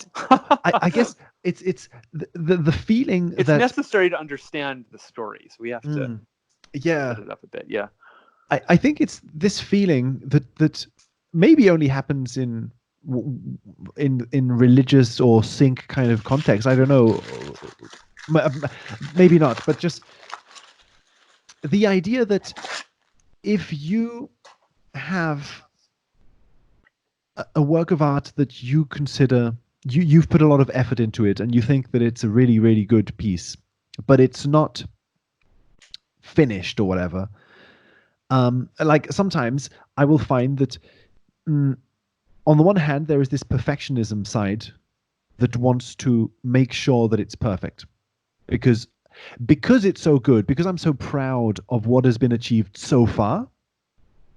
I don't want to just I don't I want it to be completed in a way that is worthy of how good I think it is. Right.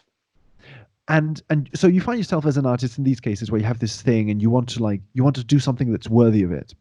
And I found that sometimes there is an irresistible urge that I think comes from the anima that I locate to the idea of the anima that is suggesting things in your ear, saying really wacky kind of things like, what if you just paint a big stripe all across this piece of art? Just kind of Right. do something that completely Exactly. ruins it. And there is something, especially when you have a lot of artistic block due to perfectionism, there's something really liberating about that. Like, oh Yes. wow, like I can do that. And it's simultaneously very scary to the ego because it's like you're sacrificing one of your best pieces. But the thing, I think that the issue here is that the better the piece of art, the tastier the sacrifice, or something like that. It has the notion of a religious sacrifice to it because Yes. it's as Exactly. if The tastier the sacrifice. Yeah. you can't just pretend that you can't just do this with any old piece of art that Right. and pretend that it's important to you. It has to really mean something to you That's it. Yeah. Yeah. in order And for the yeah. event to There's be. something. It's very spell crafting, talismanic magic kind of idea. It's like the Yes. yeah. Yeah. Um, well, so anyway, that was great. So Alan and I had been talking about that, and Mm. then what was I doing? I was looking around my room and I was like, gosh, it's Oh, yeah. dusty. See, this is such a Yes. weird story, really, because it began with an impulse to clean and make things perfect in my room. That's a good point. Yeah. So I Interesting. opened my closet and I grabbed what I thought was a canister of compressed air, because I keep canisters of compressed air around to dust things because I'm a little OCD about it. And so I took it out and started, removing the dust from, or trying to remove the dust from my stuff. And I'm like looking down at the canister, and something about it's a little unusual. So I'm not quite sure how to trigger it. So I'm holding it out in front of me, and I just squeeze it, thinking that a blast of air is going to come out of it. But actually, I had grabbed like WD-40, and it just shot out this like stream of oil. But it shot it right at a painting, like at a drawing of mine that I had hanging on the wall.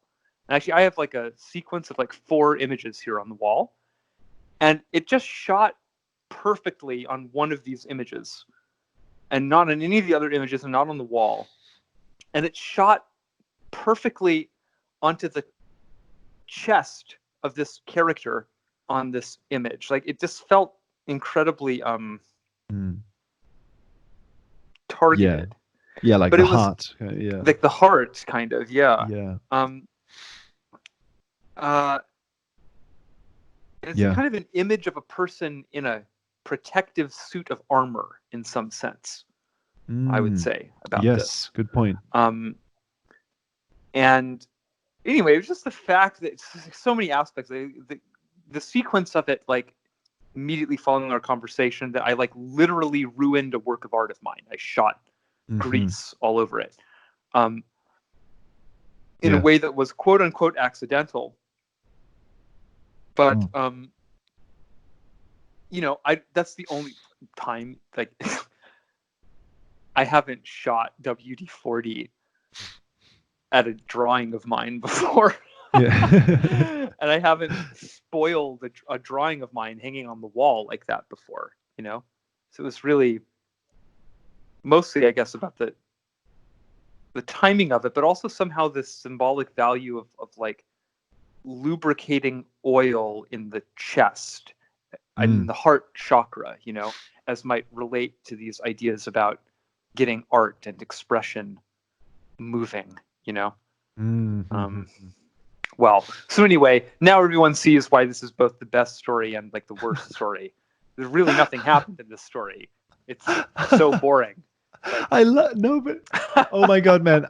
I love it. I think that is such a good point, how sync stories are like the epitome of slice of life boredom to nonsense. Yes. I find that really funny. That's a really nice aesthetic for some reason. It's like a Seinfeld kind of aesthetic. Yes. Yeah, it's kind of very David-esque story. I love it though, because that's a strange thing about it though, because like you say, it's almost ultra mundane from a non-sync perspective. Is I squirted something onto a painting. Yeah. But from a sync perspective, it's like, holy shit, like it's a numinous experience. It was so numinous. I lost my mind. I was like, wow, because also it kind of had the effect of like, well, actually now it's almost invisible, but for a while it had kind of shaded that area of the image kind of nicely. Maybe did I get a picture of it? I don't remember. I did, because yes, yep. I think there is. Right. So there's documentation of this. It really it almost like perfectly filled this chest area. It really looked like someone had deliberately applied a layer. Yeah. That was the other uncanny aspect, I guess, I left out, was that it ended up looking beautiful and composed, and as if the whole thing had been intentional. She really did improve the image with her messy accident. Fuck. That's interesting. Yeah, there's this talismanic aspect to it. I mean, and I've noticed it with sync research itself sometimes, where I think people on the sync community have spoken about this. How sometimes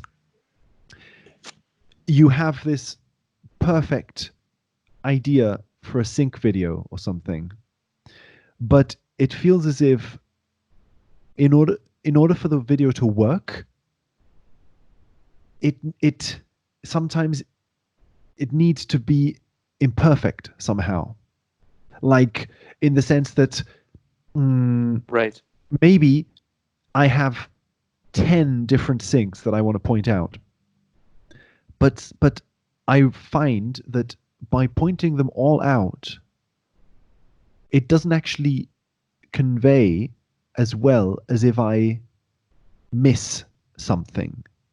Like, and what I'm missing, what I'm throwing down the drain, these little sinks that I'm throwing down the drain and not actually exploring, they feel like priceless treasures. Yeah. And it feels as if throwing them down the drain is like some sort of a talismanic like ritual where it there is, it's so strange, it's so hard to explain, I think, this, because it's so visceral. I really just feel it as Yes. as a bodily Same. thing. Yeah. It feels like the right decision sometimes to throw certain things that you consider valuable, or to ruin certain things that you consider valuable, and Yes. you notice the effects of it. You notice that a reward has come from that sacrifice. In the case of, like, in the end, like, it's a sync video that really shines in some way because you haven't overworked it or whatever. And or I the think opposite. somehow it does relate maybe to conscious and unconscious, right? Mm. What I'm doing often consciously when I'm making art, Mm. or actually now it's a bit different, I suppose. But it used to be that consciously I would always pay attention to,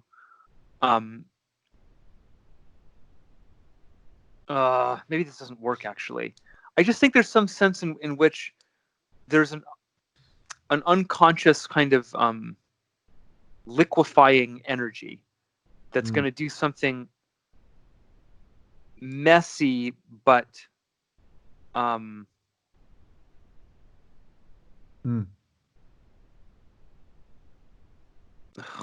know how to describe. You know what I mean? Though it's like when I first started automatic drawing, it kind of had the quality like it was visually very messy.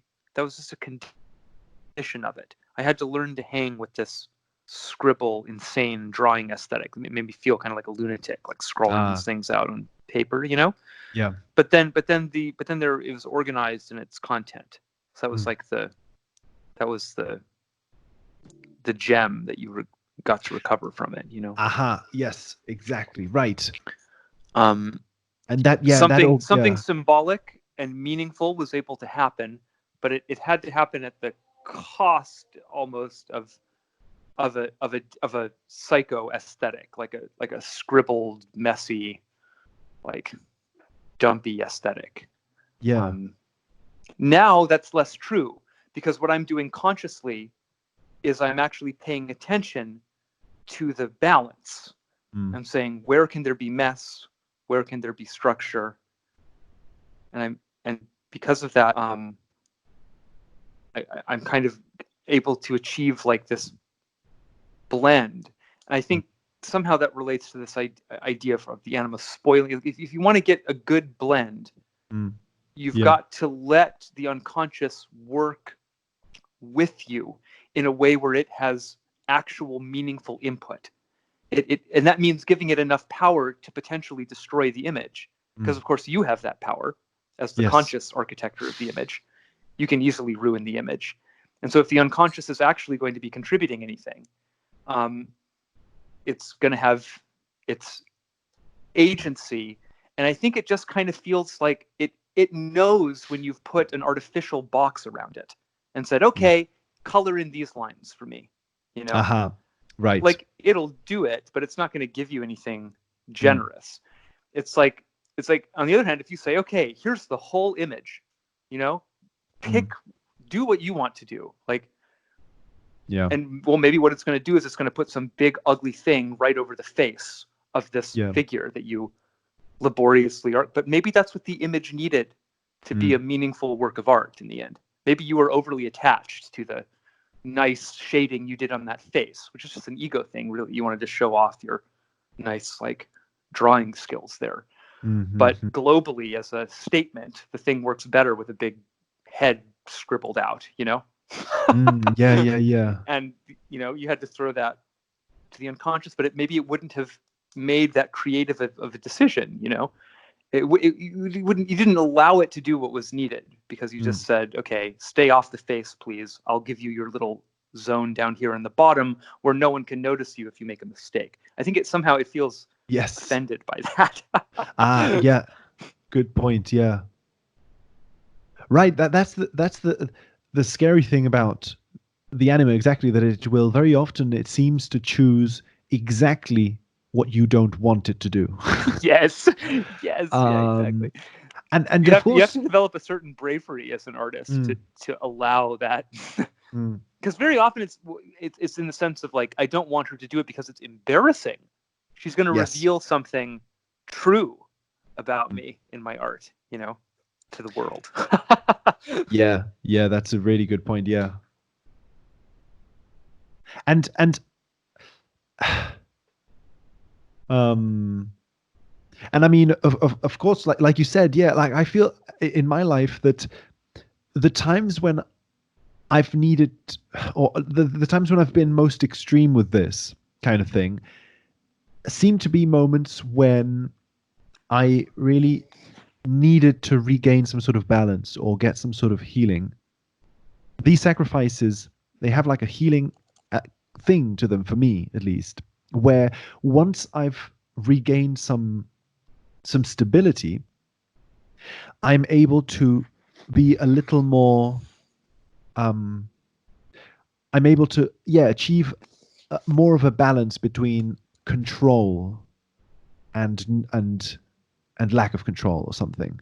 So that there are moments when actually it is, It is, I think, yeah, you're right. It is mostly about managing control flows somehow. Yeah. right. So that there are moments where it is, I think, healthy. It feels very healthy to be very laborious with details and to do things just as you would like them to, and to honor your own little artistic decisions, and to not to not rend to not just make the anima take all your artistic decisions, but to like take your own. Like there are moments when that's sort of the balance of it, I think, and it's something that Yes. I find difficult because,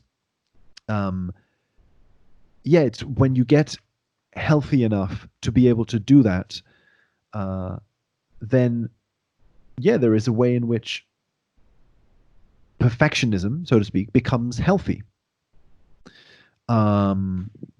It's I just found that there's this strange correlation for me between the moments of sacrifice and the moments of healing, almost as if paradoxically, to these moments of throwing the precious stuff into the fire are precisely, it's almost because what's hurting me is what I'm considering so valuable or something.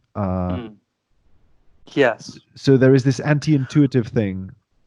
I had an interesting, I don't know if it's an inversion exactly, but a kind of weird adjacent experience to this, which is that I had a bunch of notebooks that I had drawn weird stuff in college.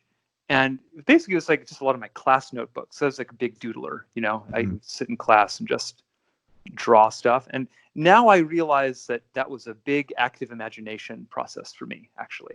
Yeah. I would draw all these weird little things, and very often I was just doodling weird symbols and things, Yeah. And at some point I became very unhappy with those notebooks because of various things in them that I considered embarrassing. These were notebooks that dated to my like undergraduate life. So there are all kinds of embarrassing things in them, and I decided to burn them, actually, and I did burn them. And I've always thought that really, really pissed her off in some super mega critical way that then kind of motivated the force with which she made me draw more things later. Yes. Yeah. So that was like, it had the same quality. It was a sacrifice of something precious, but it was a sacrifice of things that were precious to her that I hadn't even acknowledged were precious yet. Yeah. So that was somehow I made a bad spell without knowing I was making a spell. I didn't know such things existed. I just was like, I don't like these things. And, but I go, what would have motivated me to burn them anyway? Why didn't I just throw them in the garbage? I did some bizarre ritual that related to like witch ideas with it, Right. You needed this sort of, you felt like you needed and this to clarify, cleansing. this was way before sync or anything like that. I was about to move to California, and I was like, I'm going to leave my old life behind me finally. or it wasn't moving to California. It wasn't moving to, no, it's when it was moving up to Seattle. So actually, yeah, it really did kind of, by a few years, you know, but it did like precede then all this crazy unconscious stuff erupting later. Mm. Yeah. Yeah. So that's just a pro tip to anybody. Don't do that, maybe, or do it if you want to have this strange. maybe there is some utility in pissing off the anima. Right. Then sort of you then get thrown into a sink maze.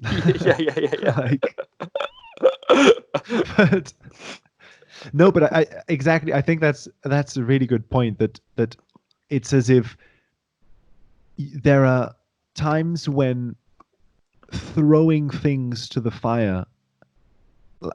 There are times when you are meant to learn to honor your own self-expression, so that there are times in the first example where you have expressed yourself in some way, but the anima or it wants to bring an alienness to it, something that you don't identify with.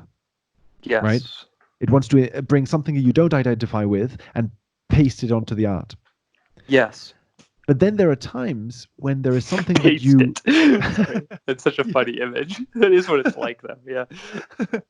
Like, there are times when there is something that you do identify with, or you have identified with in the past, and because of, again, some change in your life, you maybe you feel that you need to throw it away. And no, like you say, I mean, it just shows that there is something about this whole aspect that is alchemical, in the sense that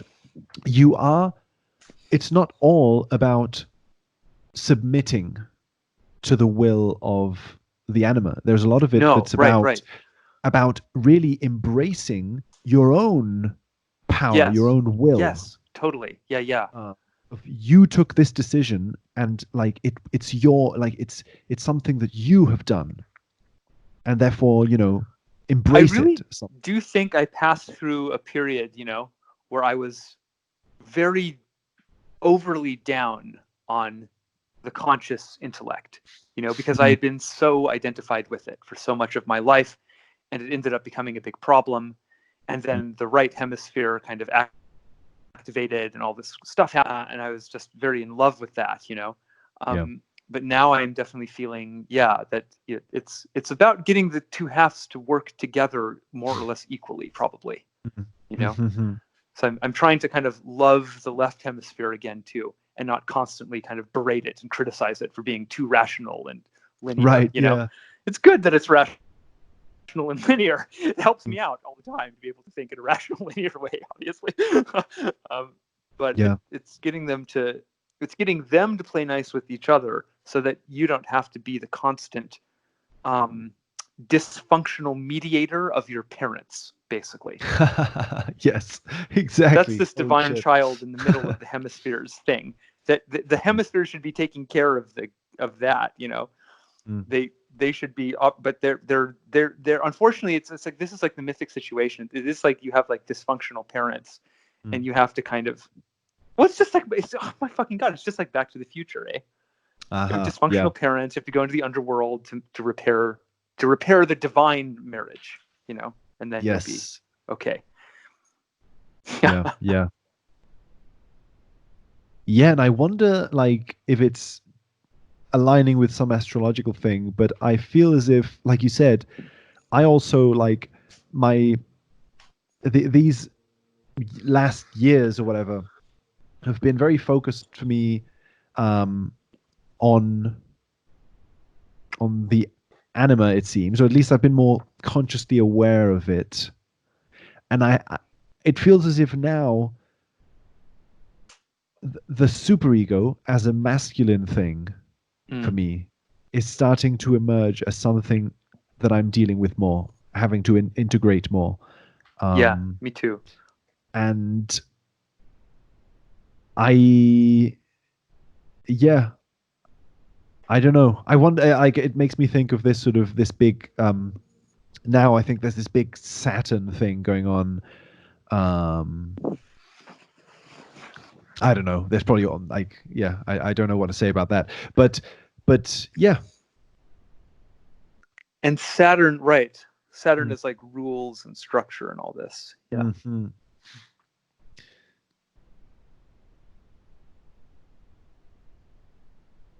So I think it does. It does feel. It does feel as if, like you said, like the initial sort of like, maybe this is something that not only tracks to like our current astrological moment, but maybe there is something about initiation about like this. Who knows? That the initial experience is very lunar, like you said. It's like it's a descent into the underworld thing, and there is like there is an aspect of. I think it's just somehow it's the direction it goes now. Like no one starts in right hemispheric ideation really, and then has to somehow be initiated into the left hemisphere. We're all raised, or we just already are like identified with more with the intellect. So it's always going to be initially this. It's going to be the descent into the ocean. Right. Yeah. Yeah. So exactly the way it goes is like you initially go into that phase, and like you said, there is all sorts of things. There is fear, but then there is also like suddenly you become very in love with it because you realize, holy shit, like there's a whole aspect to reality that that I was ignoring, and so you become a big kind of defender of it. Yeah. And I feel that I still am. You become a sync junkie. Right. Yeah. And it's and I think, right, it's almost as if maybe where there comes a point when your faith in the existence of the right hemisphere becomes stable enough that you're able to say, okay, so this is slightly not under control exactly, but it's like, okay, there has been a stabilization to my levels of belief or faith in what's going on. And now you can look back at the rational mind and be like, okay, what is my relationship with this now that all of this other shit has happened? Or something like how and I think there is something about about charisma again, about sort of being again. I mean, there's something about being yourself, because the superego is all like I relate it all to peer pressure and to sort of doing what is expected of you and so on. Right. So there is something now where with this foundation of the ocean, you finally have like you have like the strength to try and be yourself without being afraid of what is going to be said of you, or to not sort of totally. I don't know. I think precisely because I'm in the middle of this now, it's definitely like it's a taboo area for me, so I'm finding it even difficult to talk about. It's like, no, I'm glad that you're talking about it and not me. I'm in a similar space with it, I think. Yeah. Just realizing the extent to which it's important to not hide as much in the world, I guess, mainly. Yeah, that's it, isn't it? It's you go down into the underworld, and all of that stuff happens in the underworld. Yeah. But now the realm of the sun is the realm of the open external world. Yes. So this is a different quest. The first quest is a quest of descending into something that is hidden from everyone else. Right. But now it's an issue of something that is open and visible to everyone else. How will your quest in the underworld reflect itself back outward in a way that can be seen Yes. or something. Right. Which is what's necessary Mm. to actually bring it back to culture, whatever it was that you recovered. You have to make it seeable. That's been a big frustration for both of us, I think. Mm-hmm. So I'm currently at the stage that where I'm just like, oh, okay, people aren't going to see it in this kind of direct way I'm trying to show it. So I'll just become a much better artist and musician and try to like impress people with a kind of song and dance light show that's like so amazing, Right. Yes. That will then allow it to be seen, maybe something. I don't. Maybe that's totally the wrong idea. It's just maybe that's just a measure of how desperate I am now. I'm like, okay, fine, I'll just become, Powerline from a Goofy movie, and then like get everybody at a concert, and then in the middle of the concert, like project 9/11 onto movies behind me while I play guitar or something. Wow. I would love that. It's some silly fantasy, I guess, but it could be a reality. There's no reason I couldn't play a show and like do live visuals that were sync motivated, Yeah. Would that actually make anything seen? That's really the issue with it, though. It would just be another weird art spectacle, There's still this basic problem of the things that you uncover in the underworld, or that you recover, let's say, are often fundamentally invisible Occult to culture, Yeah. I think what we're almost trying to, or kind of what the sync world in general is about, is that like maybe the thing we can give back to our culture is the perspective itself, so that it's so that we don't have to keep doing this. Yes. So we don't have to keep finding a thing and then trying to make it visible. Let's just give them the glasses so that they can see all the stuff directly and go fishing. We can all go fishing ourselves, but that's like, that's the big alchemist dream, I guess. Well, I think that's exactly it. I think there is something about how, on the one hand, let's say, there is like the macrocosmic idea of sharing something about sync. And I say macrocosmic because it's kind of like what Terence McKenna says of like, if you could share one of these things, it would like, wow, it would be mind blowing and all that. Like there is that side to it, but then there is like the side of it of like that, in a sense, there is the mundane side to it, in that I don't think and I think both are connected. I find now that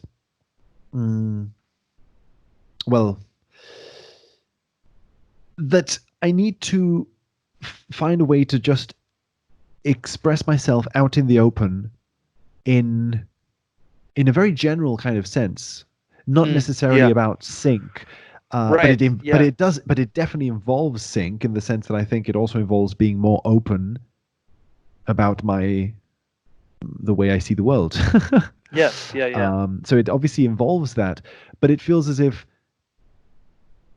before this whole adventure, I had a very specific kind of persona that this whole adventure has forced me to confront the fact that it's inadequate.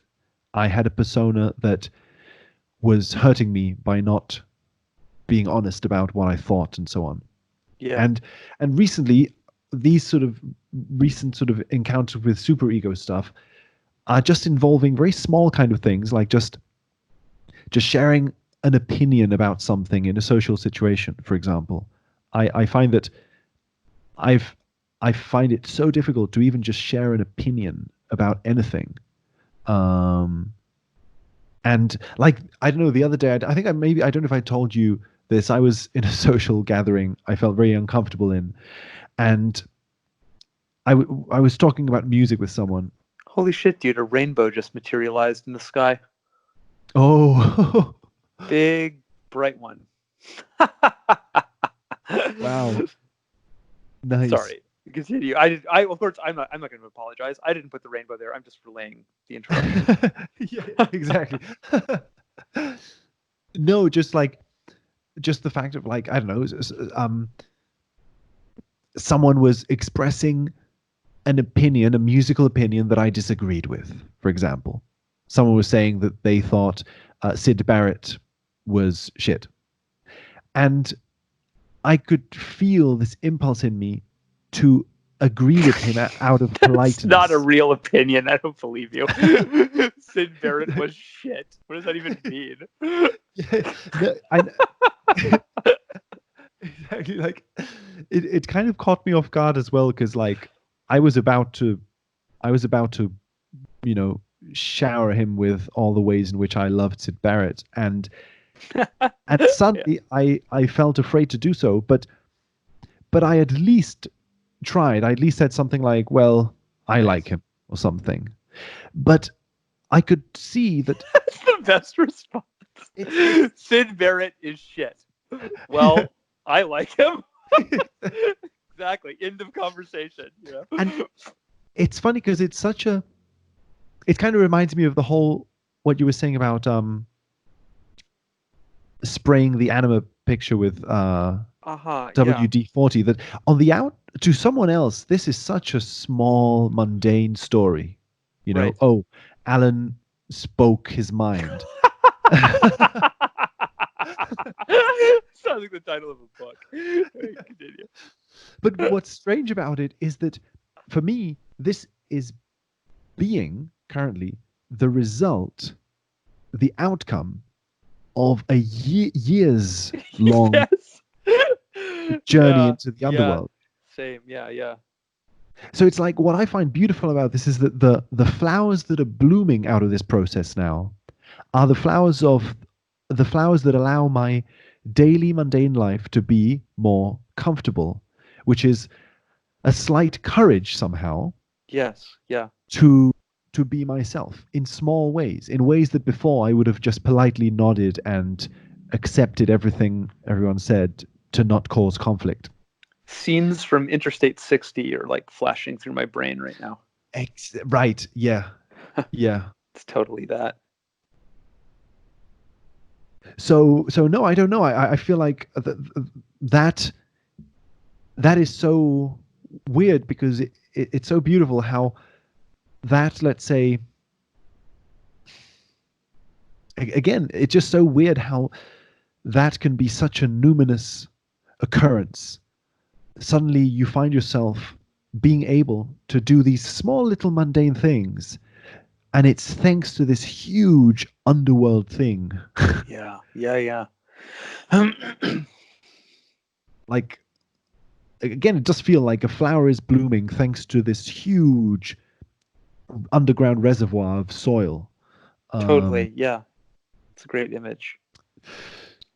So of course, yeah, from the outside, it won't seem like much, but at the same time, like you said, you said of like giving the glasses to others and this kind of thing, that I do feel that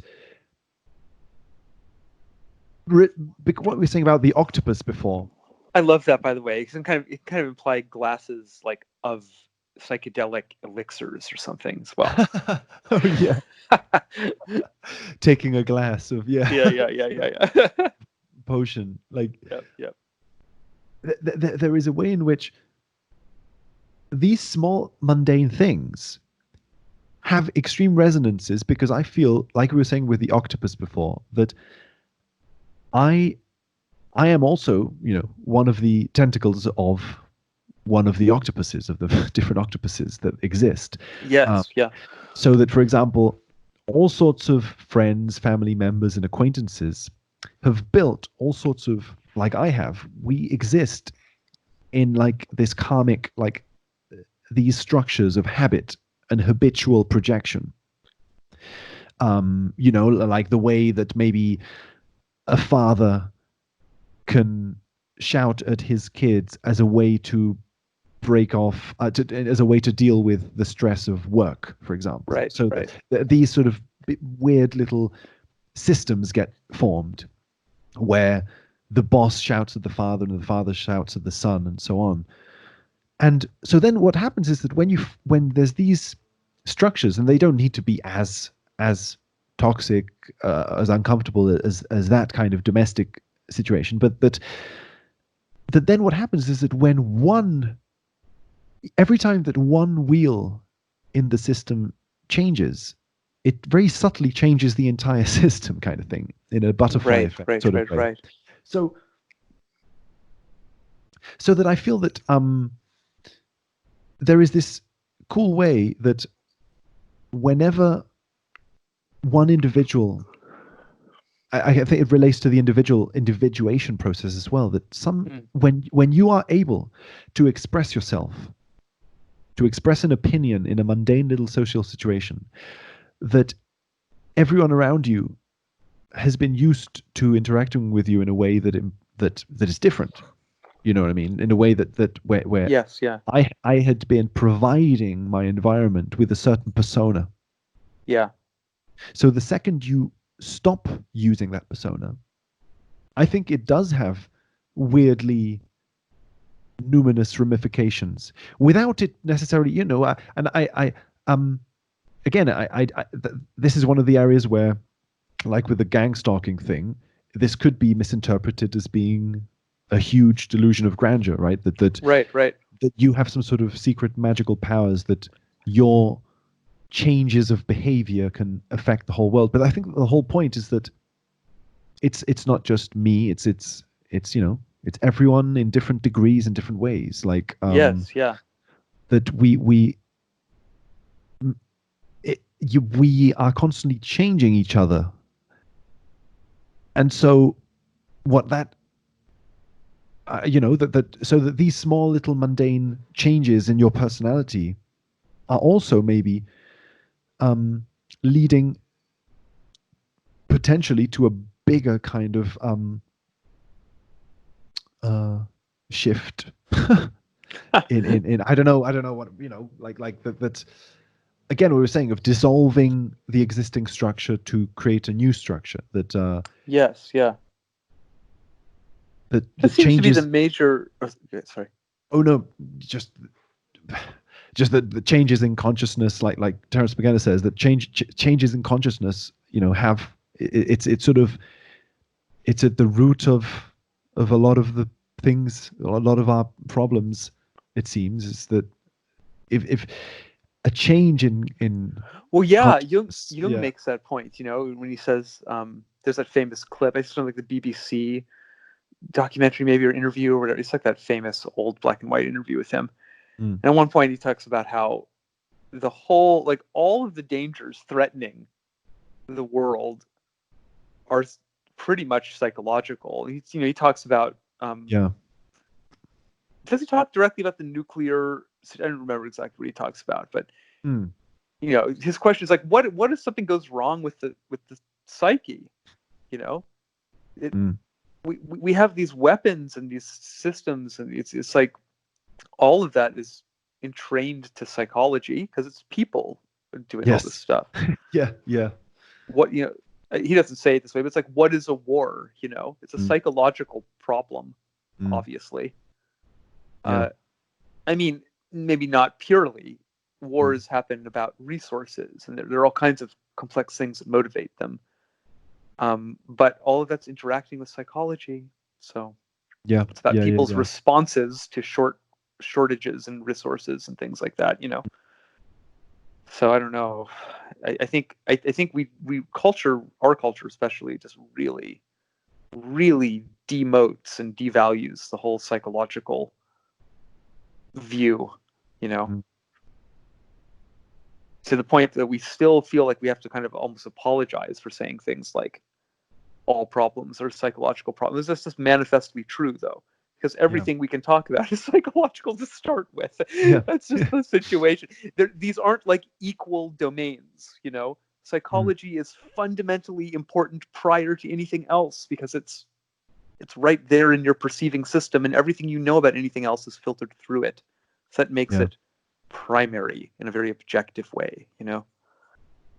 Yes, yeah. It's rather just that people don't understand anything about it because we're very ignorant about it. So we're all terrified of it, including us, you know? Yeah. Yeah. Yeah, like you say, it makes you feel like you need to apologize for like this whole thing about delusions of grandeur. Right. This is it's the whole sort of thing again with Jung and Jung's studies of the whole Christ archetype, that it's as if when you come out, let's say, when you come out of the underworld, so to speak, or after some sort of an initiatory kind of underworld experience, I can almost feel the embarrassment in my chest just talking about it. It's I think it has to do with superego because precisely I'm going through a process of integrating the superego in some way. So not integrating the superego exactly, but maybe like it's a delusion of grandeur. It's seen as a delusion of grandeur because you're suddenly you are seeing the importance of your own individual experience, which is something that before Yes. was not within a certain cultural lens. Your individual experience is absolutely the least important thing that exists. Right. Almost. So anything that would approach. Isn't it interesting though? Unless you're an artist in the way culture defines and understands it, then it really celebrates your experience, and your experience is really important, and everyone's going to read your Twitter feed and know every single less detail that you know, about every dumb thought that comes into your head or whatever. Yeah. So I think there's a strange